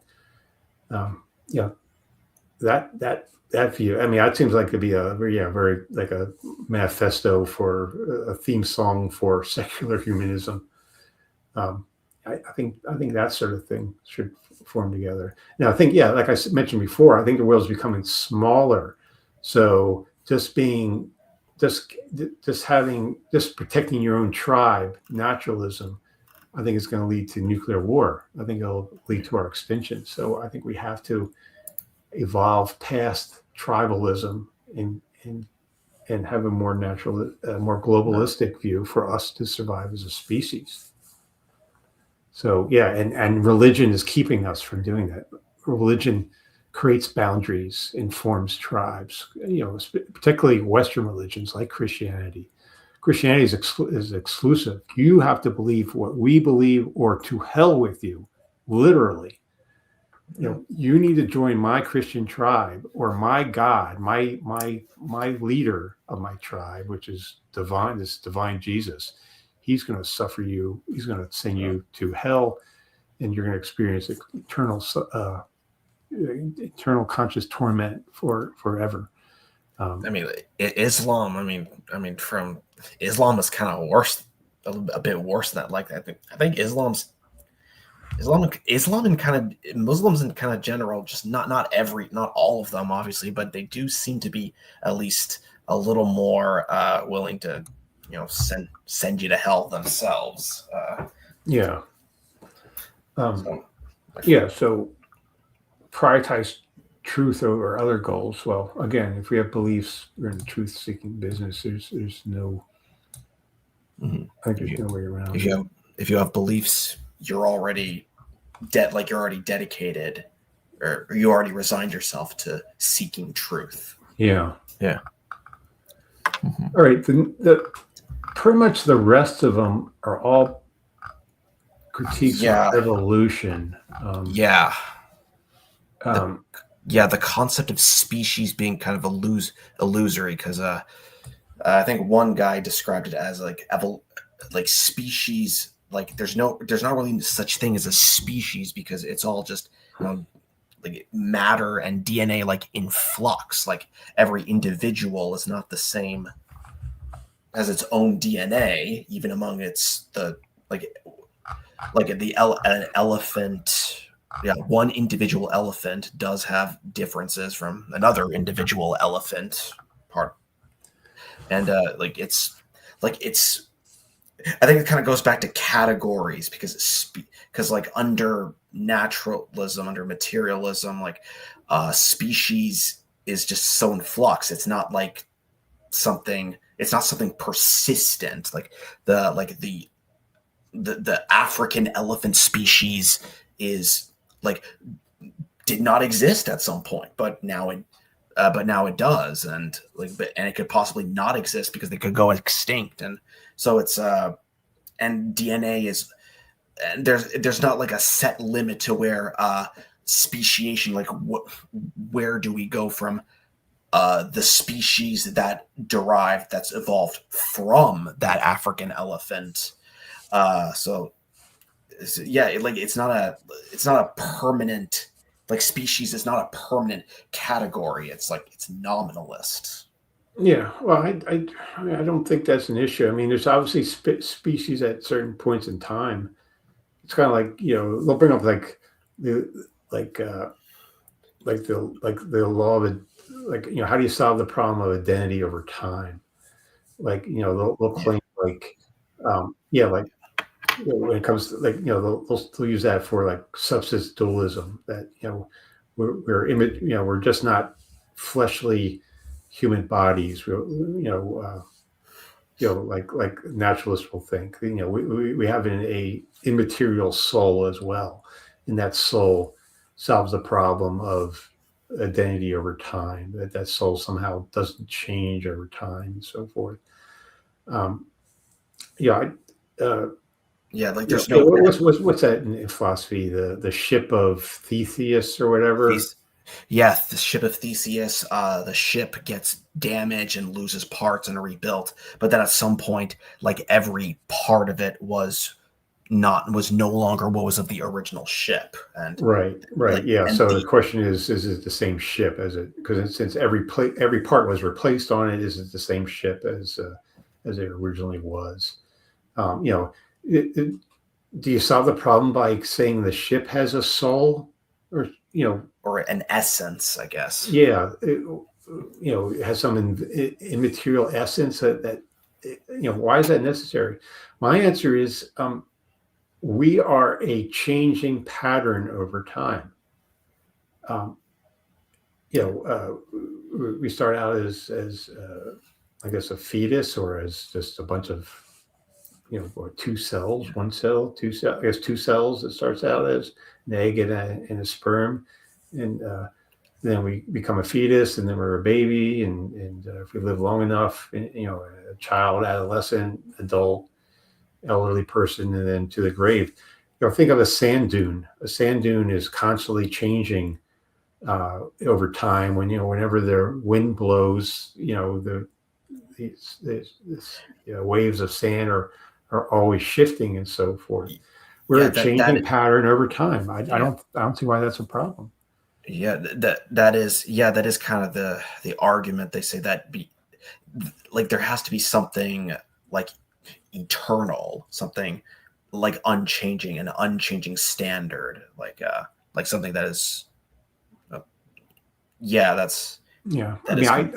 I think one day the human species will be extinct, whether we just wipe ourselves out, or I don't know, some disease wipes us out, or our species evolve into another species where that new species would not be able to breed with our current Homo sapiens species. So thus a speciation happens. And that's usually the definition of species in biology, is that it's a group that can interbreed with each other. So eventually the human species will go extinct. Either we'll all die out, or we'll evolve into something totally different.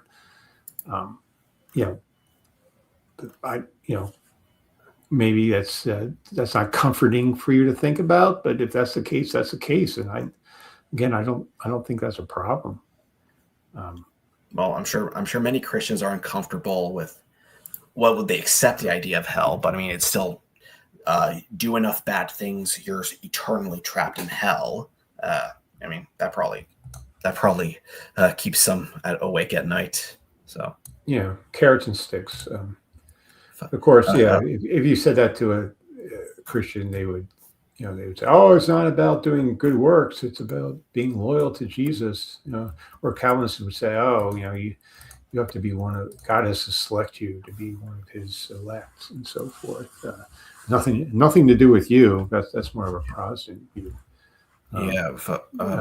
But phylogenetic species concept, I think that's one that modern like to use. Defines a species as the smallest diagnosable group sharing a unique common ancestor and distinctive traits, especially a tip on a tree. Building a phylogeny involves analyzing morphological genetic, to create a branching diagram, phylogenetic tree, showing evolutionary relationships where shared derived traits, synapomorphies? I never even heard that word. Shared derived traits, synapomorphies, that's in brackets, group organisms revealing ancestry from root to tips with splits indicating speciation events. Yeah. I usually don't argue evolution. I'm not a biologist. I haven't studied it a whole lot. There's a lot better people that can defend evolution better than I can, but I think all the creationist arguments are weak. I mean, there are also there's also theistic evolution, like evolution. The evolutionary process is the way that God chose to bring about life and diversity of life. Yeah, the next one. I don't know if you're okay to move on to the next one, but yeah, this just sounds like it's an argument, evolution versus creationism. It doesn't really fall into presuppositionalism that much, but defend defend macroevolution. Google it, please. I mean, there's a lot of the fossil record can show macroevolution, and but of course you can they would question that. They do like to hold to a very strict scientific method that we haven't been able to observe macroevolution via some kind of experiment where we can like hone in on the cause. That's because we kind of have to with macroevolution we kind of have to infer some things from a lot of observations. Although we have been able to find we have been able to find where precisely in what area of the world and in what layer of dirt, in what layer of the ground, certain species that would be like a transitional species. So right, like Pakicetus or Tiktaalik. If they should, I mean, when they bring up these arguments, they're getting their arguments from answers in Genesis and things like that. They need to just do a little bit more Googling, go out to Talk Origins for the response. There's plenty of debates on evolution and creationism. Standing for truth. The one when I think of creations, I think this one guy standing for truth. He tries to debunk things like geology, general old Earth stuff, the problems with geology, problems with carbon-14 dating, problems with argon dating or whatever, and try to bring so some like Neanderthals were actually humans that were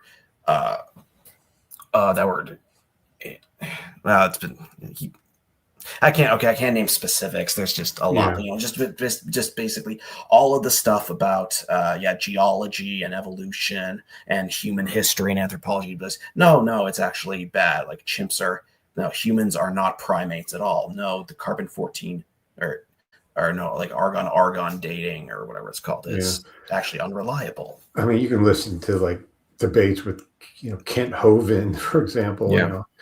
It's DNA doesn't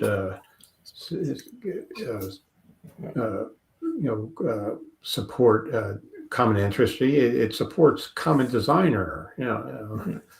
I need Dr. Josh in here to do his Kent Hovind impersonation. But there's tons of debates on YouTube about evolution versus creationism. I mean, watch Bill Nye versus Ken Ham or something like that. That's been going around forever, but it's going to take a lot to convince me that the Earth is only 6,000 years old. You're going to have to debunk all those different areas of science that shows an old Earth. Not a debate, not really a debater or an edutainment, but I mean, I like Clint's reptiles. I mean, he says that he's religious, but I mean, he's a pretty staunch, he's a pretty staunch believer in he does think that evolution is basically that it is the best explanation, despite being very he has claimed he's very religious, but he does believe that, and he's very good at explaining evolutionary concepts. Yeah. Oh yeah. And again, yeah, I know philosophy, I think, better than science. I think so. I focus more on more on biblical views actually the most, but I focus more on presuppositionalism and so forth. I think the whole evolution versus creationism, yeah, that's you have to really get into science for that, and that's a different discipline. But again, there's a lot of people better than I am defending all these things, but particularly evolution. There's a lot of there's a lot of stuff available online to offer evidences for evolution and so forth, and I say we kind of skip this one and just go straight to the last one. The note purpose, like under like the argument kind of goes that, like, say, take something like heart. The heart must pump blood throughout the body for nutrient exchange. But like without a god, without the necessary being, without something that gives intention, then the notion that a heart is, say, failing, it's having a heart attack, then it's kind of incoherent under, like, if it was just made by blind natural. I know I'm using creationist talk, but like, by natural processes without intention. So it's the notion of a heart failing is kind of incoherent without something that can, like I said, give purpose. Yeah. Well, again, this is like Michael Behe, I guess, is irreducible complexity was his argument. Yeah. The eyeball, for example, is the idea that the eye was designed to see and so forth, and you take away one thing, the whole thing falls apart. So somehow evolutionary that couldn't happen. But they point out that you can Google the evolution of the eyeball, to see how this probably started out as just a few photosensitive cells, and over time it got more complex and so forth. I mean, our eyes can only see a limited range as well, right? We can't see the infrared or ultraviolet or X-rays or things like that. So we have blind spots in our eyes and so forth, and our brain actually has to fill in those blind spots. But they're enough. They're enough to see objects in front of us and so forth. Yeah. Perfect. I'm wearing glasses. So forth. But there's also like evolution is more. Evolution isn't perfect. It's more just kind of good enough for survival, good enough for keeping itself alive enough to spread your genes. Because there's some, I don't know, there's some animals out there that are kind of, I'm using like video game terms, but like OP or overpowered. They're like cats or crabs are like they're very good hunters, and they have all these like senses. They can jump high. Contrast to something like a sloth, which has like, it's slow. It has not very good eyesight.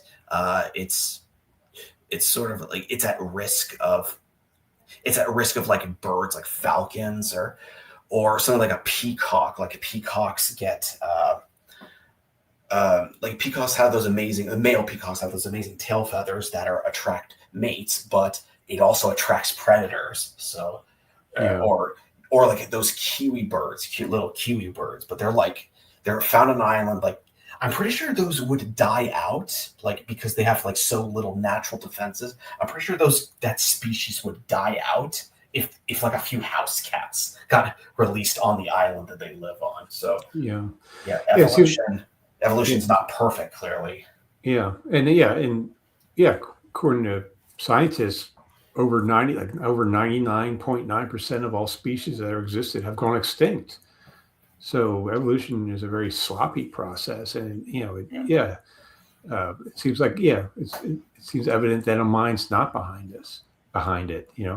And species that kind of develop like really powerful individual skills seem to die out because they can't, because when the environment changes, they evolved just for this one environment, that when the environment changes, they can't adapt and they die out. So, evolution is a very messy process. That's why I think like theistic evolution fails, because if God designed life through evolution, and this God obviously doesn't care about all the suffering and death and extinction that has occurred over all the years. This God cares more about diversity than survival, it seems. So or less, not just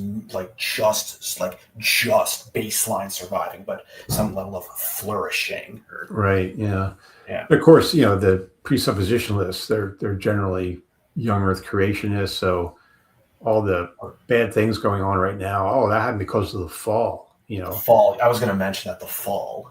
That's when the fall is when Adam and Eve got expelled from the Garden of Eden. That's the fall. Yeah, that's when Adam and Eve ate from the fruit of knowledge of good and evil, and God kicked them out of the garden and put a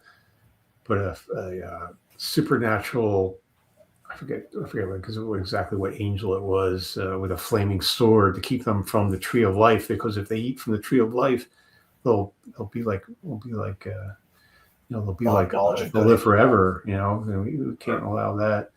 I have a whole on one of my YouTube videos, I break down the whole Adam and Eve story, and I show how God is the one lying, is the liar in the story, not the serpent. God was the one who lied to Adam and Eve, and the serpent told the truth, and what the serpent said would happen is exactly what happened, and God acknowledges that.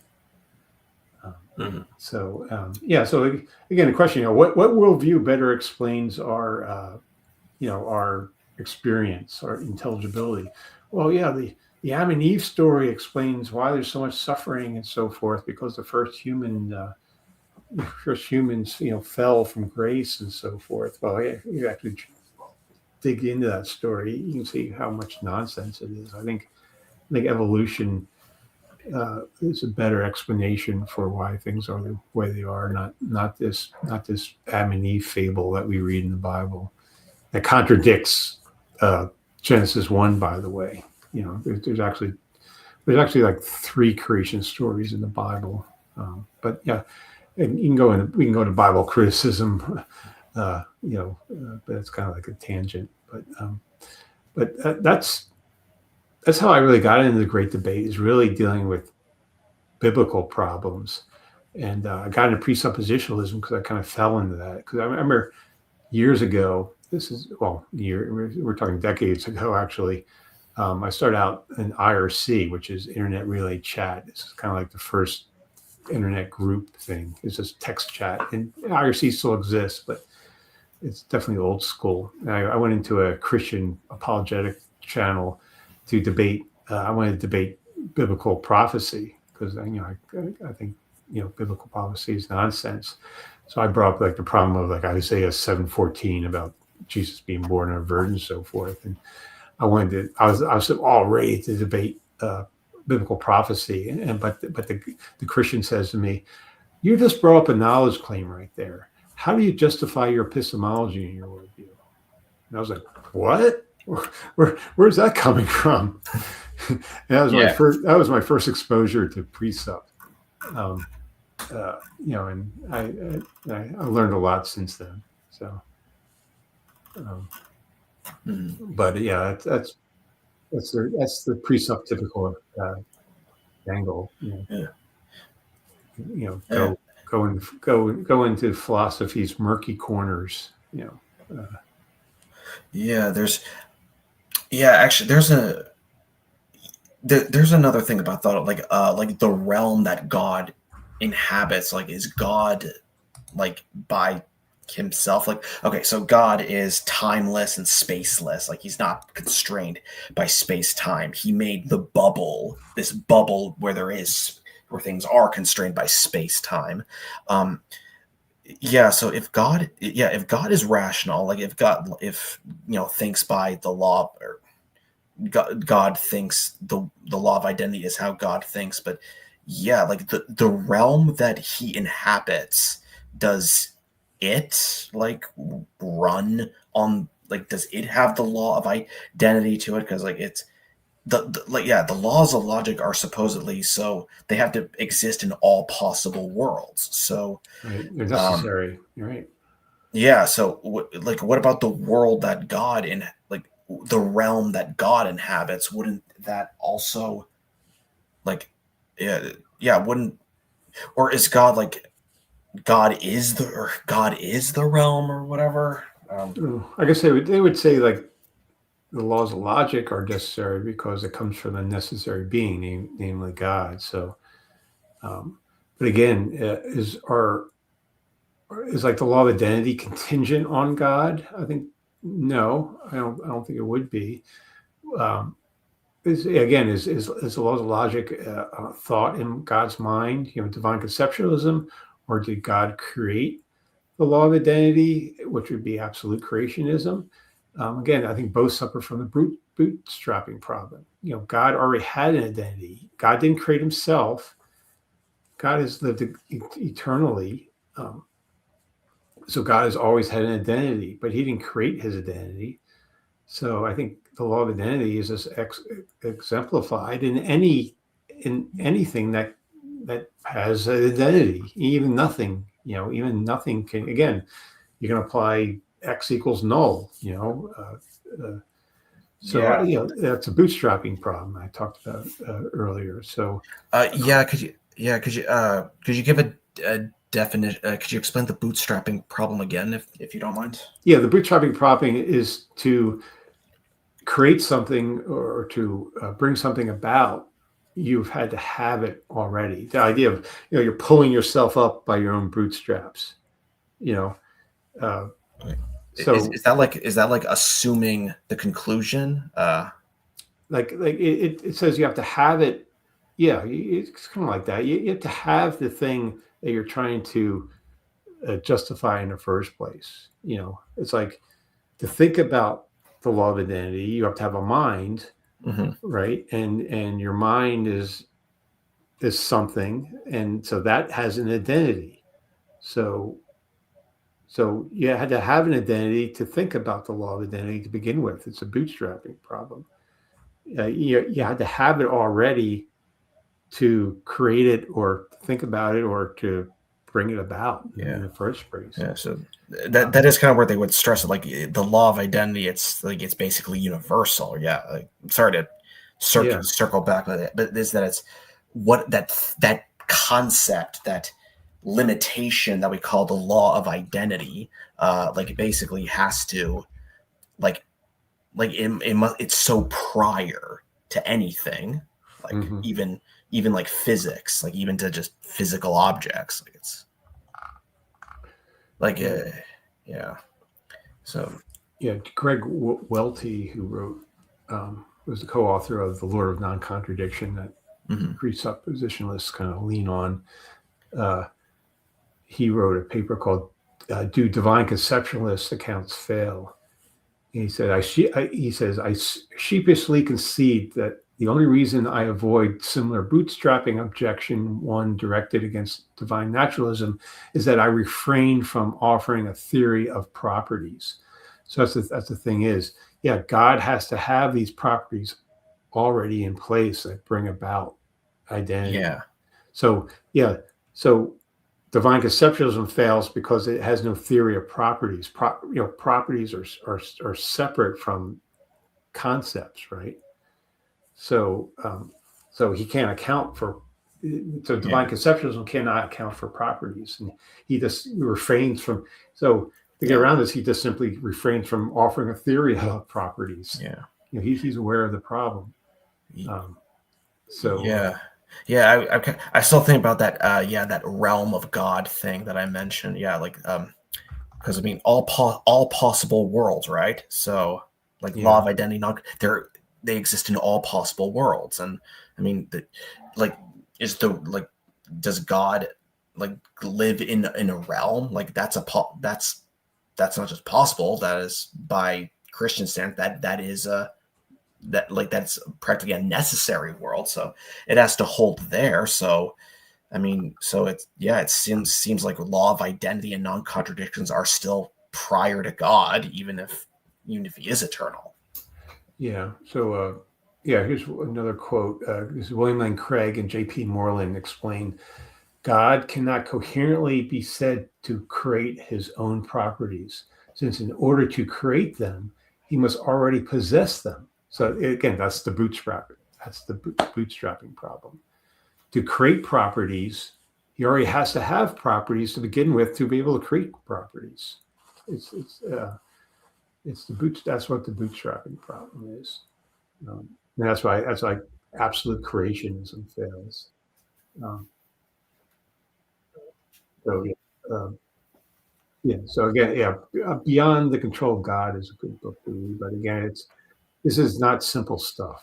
These are not easy reads. Like I said, William Lane Craig spent 13 years researching this topic to come up with his book on it. So, and he switched positions. He went from being a divine conceptualist to a deflationary nominalist.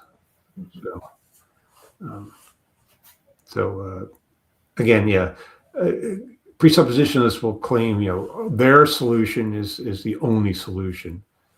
So they'll just say, most presuppositions aren't even aware that they're divine conceptualists, but those who do, they're claiming design conceptualism is the only correct metaphysical position that you can hold on laws of logic or mathematical objects or something like that. And they're not even they may not even heard the term divine conceptualism before. There's a Calvinist presuppositionalist on YouTube. I used to follow him, but I got tired of him.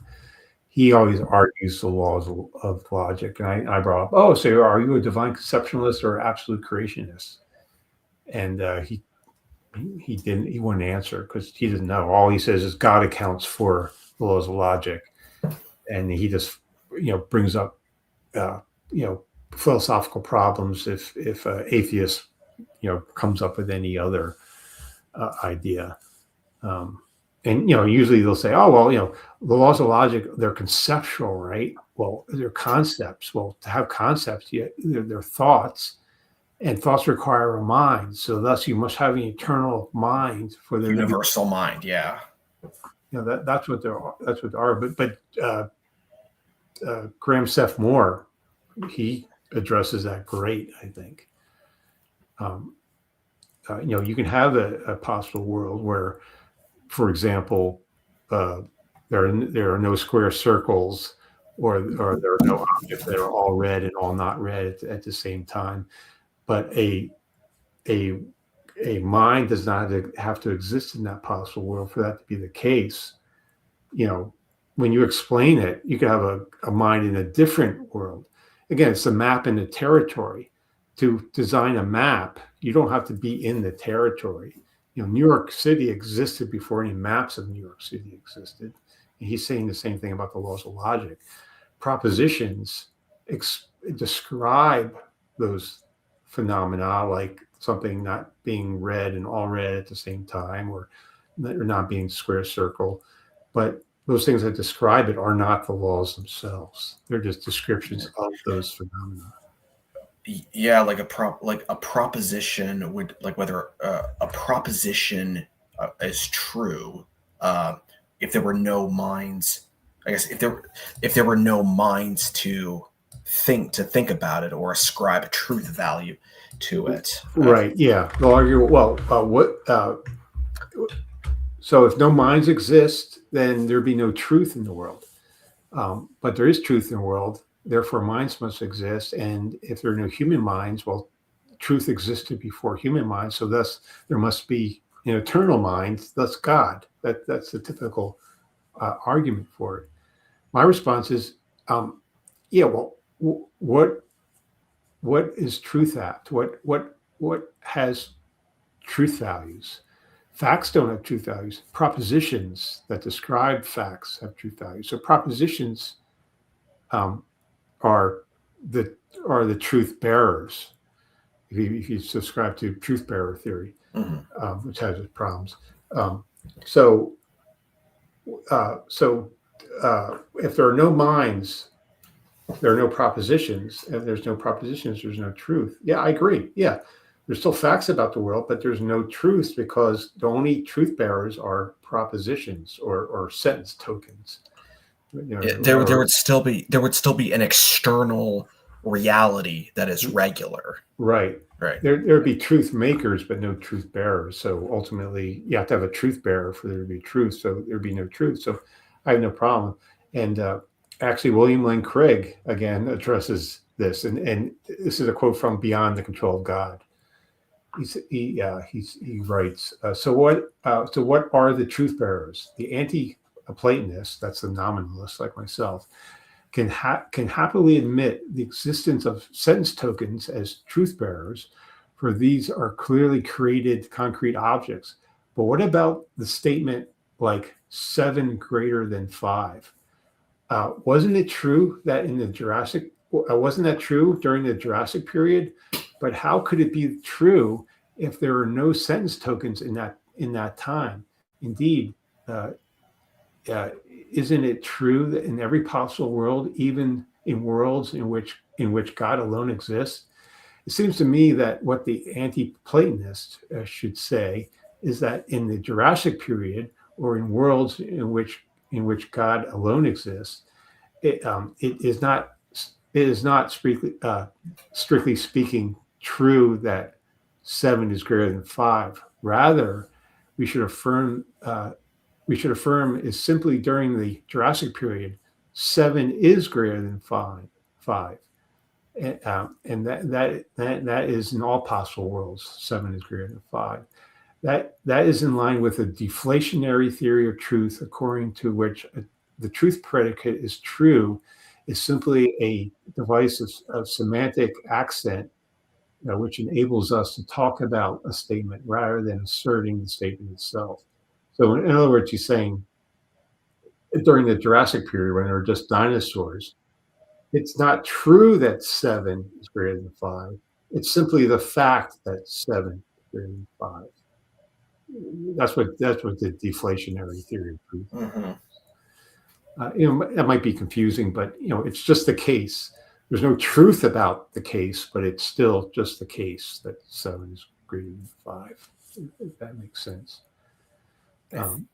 So he includes possible worlds in which God only exists. Since he's a Christian, God always has to exist. But I can take that a step further. Possible worlds where no minds exist. So if no minds exist, it would still be a case where 7 is greater than 5, or a object cannot be read all read cannot be all read and all not read at the same time, or there are no square circles. So you don't need a mind for any of that stuff. It just has to be the case. So that's what I would argue. I'd go just a step further than Craig goes. Yeah, this is from Reddit. Just don't freak out. But okay, I think I kind of have asked this to other people. Like, this one atheist philosopher that I kind of sometimes chat with. It's like, the question, how do the laws of logic exist if they are independent from human minds? Are they concrete or abstract? There's no third option, because if you say they are concrete, then you're toast, because what is the law of identity made of? If you say they are abstract, then that implies a universal mind, because abstract means to exist in thought or as an idea without concrete existence. And his answer is a bit long. Okay, the proposed dichotomy is false, and the definition of abstract as in a mind is not how contemporary philosophy uses the term. Abstract typically means non-spatio-temporal and causally inert. I think causally, that was me saying, I think causally inert means like a concept like honor. Like honor does not affect where a ball rolls or how water boils. Right. They are right. The number 3 can't cause anything, can't do anything. Yeah, which is fully compatible with mind independence on both one language and neo-Carnapian views. Okay, yeah, he gave me this other study, like this essay. I think his name was Gareth Pierce, and it was about it was a kind of like discussion about this. I'll have to find the link to it. Logical truths are on both one language views and neo-Carnapian views. Logical truths are semantic and mind independent, though not language independent. That blocks the move from abstract to must exist in a mind, and it blocks the slide from mind independent to therefore a universal mind. The presup needs logical laws to be metaphysical furniture that requires divine support. In fact, they are semantic features of our descriptive frameworks. Objective once the framework is fixed.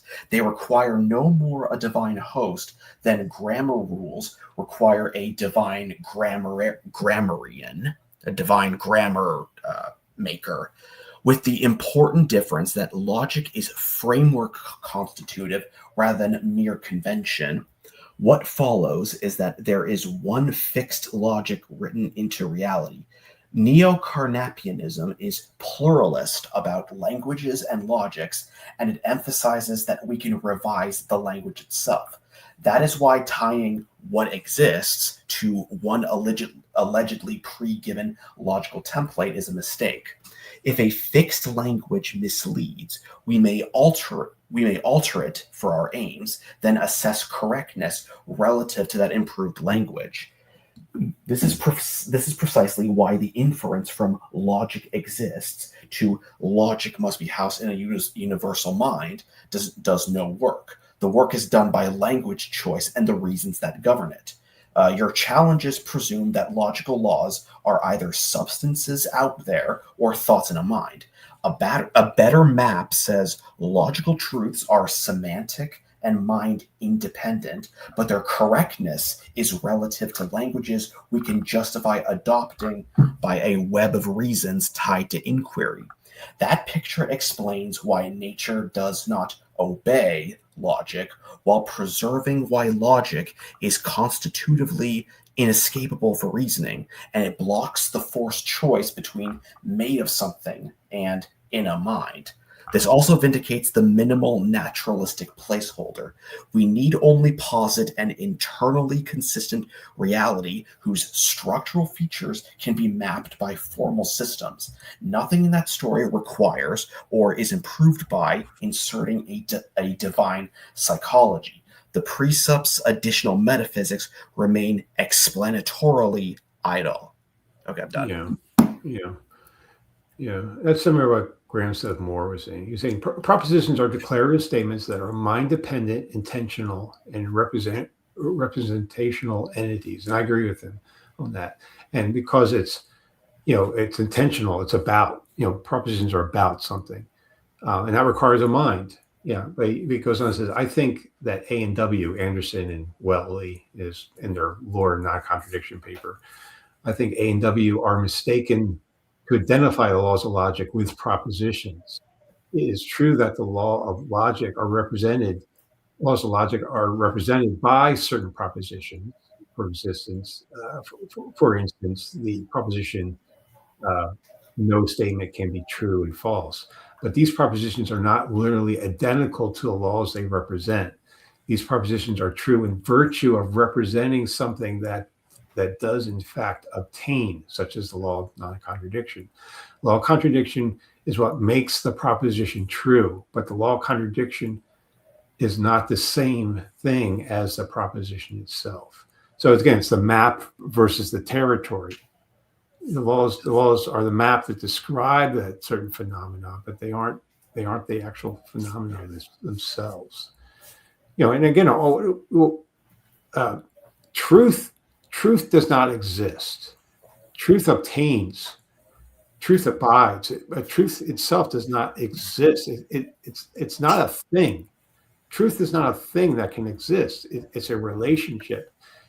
There's different theories of truth, but if you hold to the correspondence theory of truth, truth is a relationship between a proposition and the state of affairs that it represents, that it corresponds to. So it's a relationship. If you don't have that proposition, then you don't have truth, because you no longer have that relationship. But that state of affairs still exists. Again, the city of New York, the city of New York existed before anyone created a map to describe that city. So that's what's going on there.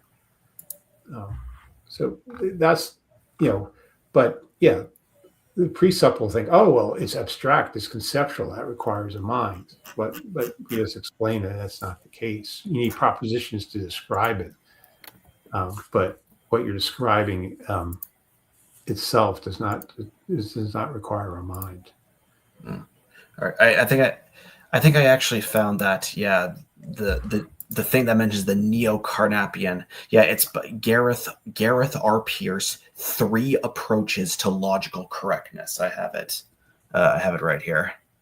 Okay, yeah, if you could put that in chat, I might want to check that. Okay, buddy. I don't. I had to connect my YouTube account to join the live chat. Could I? All right.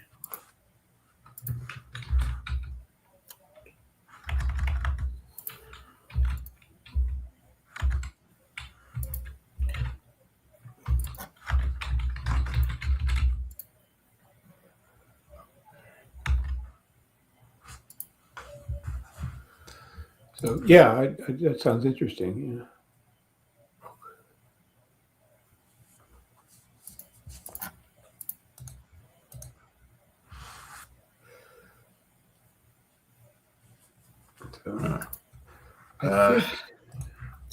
I think we covered everything in your list of arguments. I'm gonna stop sharing here. Just go.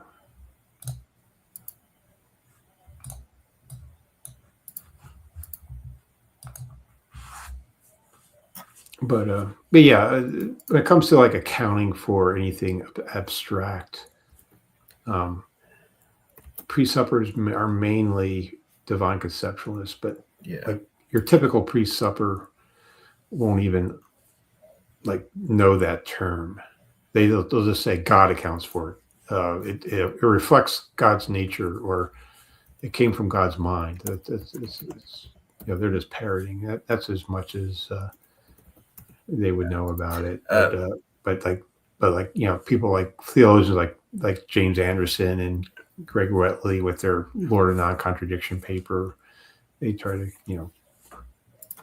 offer something more formal, and that's where a lot of these ideas come from.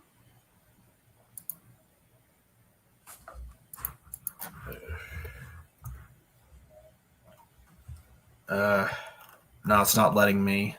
It's not letting me comment. Maybe I can just email it to you. Yeah, sure.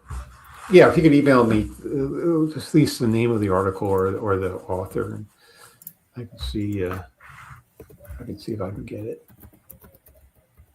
But yeah, for those who are going to watch this video, go ahead and Google Graham Seth Moore and the Lord of Non-Contradiction. I think he's a lot easier to understand than some of the other philosophers I've read. I recommend reading his articles. He has a bunch of articles on his website. It's GrahamSethMoore.wordpress.com. You can find him. I'm sure if you just Google it, it'll pop up. All right. Sent you the email. All right, great. Maybe you can see if it works, and then maybe you can put it in the chat. All right, I got the email. Security check required. Verify you're human. All right. Let me see if I can download full PDF. Sometimes you have to have a membership. Oh no, I got it. All right. Yeah, it downloaded. Great. I'll Three approaches to logical correctness.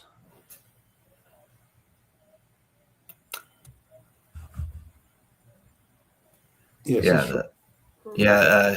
his he kind of argues for a neo-Carnapian view that that logic is mind dependent, but it's not language independent. It's language dependent, but not mind dependent. Because it makes sense within the language based on the rules of the language itself. Kind of. That's my. Yeah, I remember Stephen Law, philosopher Stephen Law. He wrote an article dealing with Seitan Bruggencate, and you say like to ask the question, what makes it the case that law of identity or law non-contradiction hold or modus ponens holds? He said that's like asking, what makes it the case that all male horses are stallions? And he said, well, nothing makes it the case that all male horses are stallions. That's simply what we mean by the word stallion. So it's not a posteriori. I'm saying that wrong. It's getting late.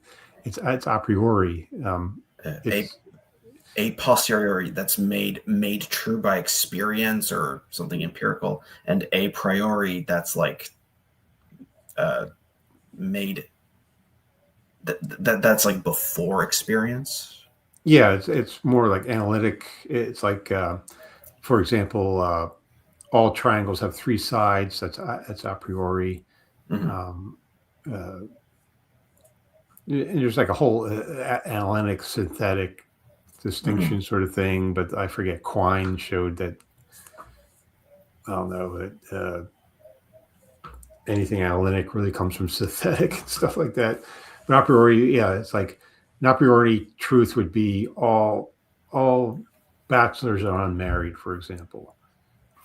If you search the universe, you'll never find a married bachelor, because that's what we mean by bachelor is unmarried male. So, you're not going to empirically, there's no way to empirically verify that. Wait, so it's not based on experience. Yeah, Quine said that analytics are still synthetic. Yeah, something on that. I think there's another comment I made a note of. The claim that we observe that no object occupies the same space as itself while being non-identical to itself already assumes this not P and already assumes not P and not P in the very act of distinguishing object A from not object A and recognizing spatial exclusion as a real rather than merely apparent phenomenon, since you cannot even formulate the observation that this is one object, not two, without already employing law of non-contradiction as a transcendental condition of intelligible experience. Moreover, if the LNC were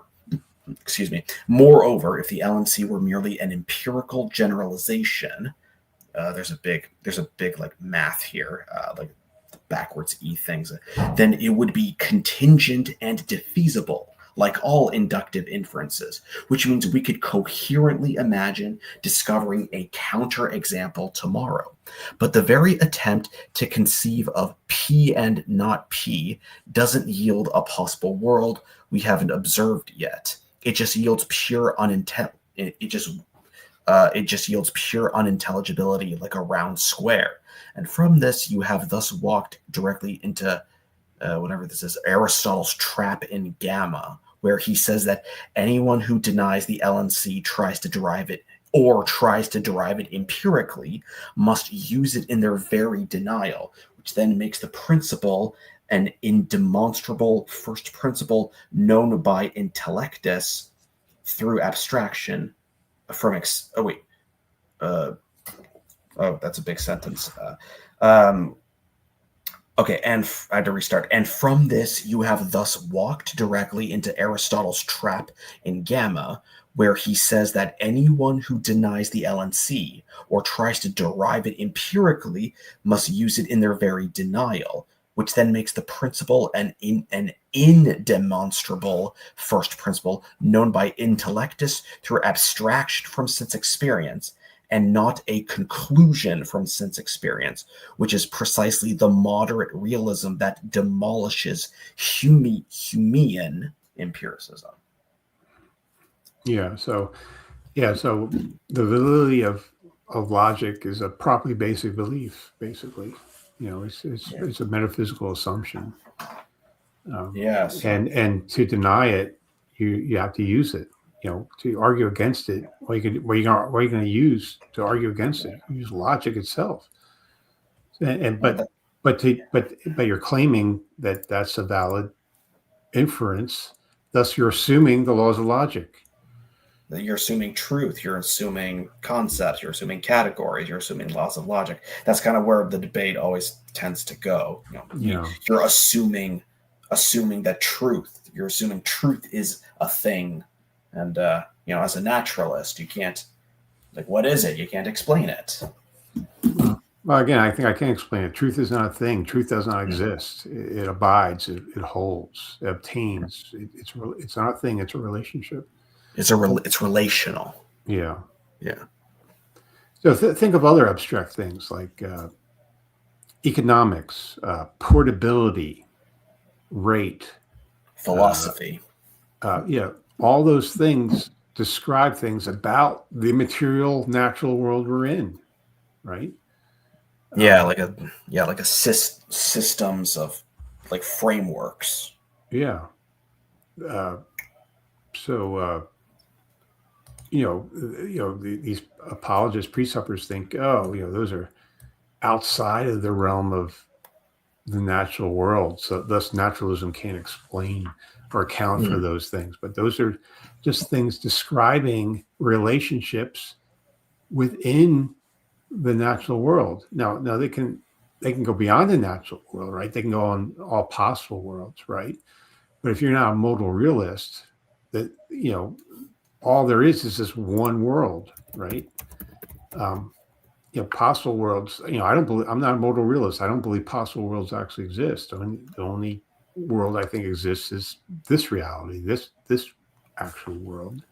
And this world contains natural, physical, concrete objects. Could it also hold, I don't know, ghosts and angels and stuff like that? Well, I guess it's possible. I just never come across those things. But like Bertrand Russell's teapot, there's no reason to believe those things. Or why bloat your ontology to include those things when you have no reason to believe those things. So that's why I hold to naturalism.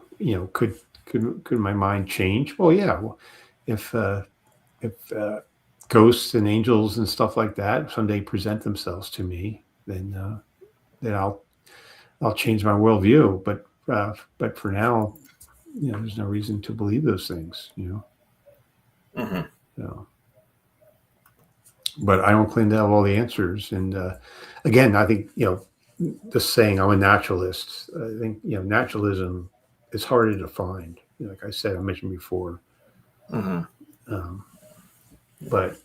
I can just generally say, I just don't believe in those supernatural entities that I read about in the Bible and also in other, mythological stories and stuff like that. And I don't believe in souls. I'm a substance monist. I kind of lean towards, for a philosophy of mine, I kind of lean towards eliminative materialism of Patricia Churchland. And, I think a mind is just a function of the brain. It's thinking is just an emergent property of the brain. So I don't believe in an immaterial soul that's your real personality and it's doing all your thinking for you and so forth. And I think we have scientific evidence for that. Drugs or a stroke or whatever can change your personality. There's a report of a guy who got like some sort of spike through his head or whatever. Railway spike, and he was just so surly afterwards. Yeah.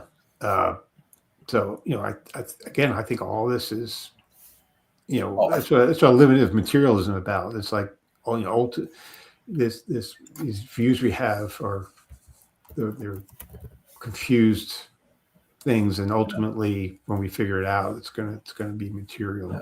Phineas Gage, that was his name. Yeah. Phineas Gage. Yeah. So I think all that is evidence, and they bring up split brain theory and stuff like that, but it seems like split brain theory really supports the mind, because one side's not aware of what the other side's doing and stuff like that. Yeah, like the physical, physical affects the mind. But those are the arguments that like presuppers try to bring up. They say naturalism, materialism, that's impossible because of things like that. But when we actually figure things out, it always ends up being natural. We never figured something out and the explanation was supernatural. Whenever we figure something out, it's always a natural explanation. It's always the case. It's never been the opposite. Mm-hmm. So, but my view leads to, death, unfortunately, where Christianity or whatever offers hope after physical death. So I have no good news to offer, unfortunately, and that's what William Lane Craig appeals to. It's like, if atheism's the case, the universe will eventually die in heat death, and everything that you've done in your life and everything, all the achievements humans have done will be utterly meaningless. Yep, that's the case. And isn't that depressing to you? Isn't that awful? Doesn't that? If that's the case, that's the case. Again, it's the fallacy of dire consequences. But those things matter now. Eventually, all life will probably go extinct, and maybe 100 billion years later, life comes back or something. But it matters right now. It doesn't have to matter eternally for things to matter right now. It's like that leads us right back to your first, argument that you brought up. Yeah. Sorry to cut it short. I kind of lost track of time. I did have to get up early for work tomorrow. So we've been doing it for 3 hours. So I think I think we're good. That's enough. I'm thirsty and sleepy. Yeah. Thanks. Thank you, Floyd. Thank you for allowing me to discuss. All right. Yeah. It was a pleasure. I don't get a chance to talk a lot about this, and so I enjoy this. I enjoy it. And I also enjoy being challenged too. I've had like atheistic, more philosophically inclined atheists come up to me and say, "Hey, Floyd, I think you're wrong about this," and so forth, and they explain to me, "Oh yeah, you are right." I want to be corrected, so I welcome any criticism. I don't care where it comes from. So. Yeah, probably. I guess since I'm not a pre-supper, I wasn't as, I don't know. I guess I couldn't challenge one. I don't think I could have challenged you more than I did, to be honest. Yeah, well, I've been debating pre-suppers for like over 20 years, and I've read Cornelius Van Til, Greg Bahnsen, John Frame, James Anderson, Gordon Clark. I've read them all. I've debated pre-suppers for a long time, so I'm comfortable talking to them, debating them. I've even dealt with Darth Dawkins, which I have no desire to continue to to deal with. But I enjoy the intellectual challenge. Yeah. So, no. Though, yeah, I think the one pre-supper that I keep thinking about is his name is Made by Jim Bob. He can be particularly a bit nasty, very annoying. Yeah, I know yeah. him. Yeah, you can probably find some kind of like compilation on his YouTube channel. Mogging atheists or whatever. Yeah. So, all right. Well, it was nice talking to you. Yeah. Yeah. You too. You have a good night. All right. You too. All right. Yeah. You too. Take care. All right. Bye now.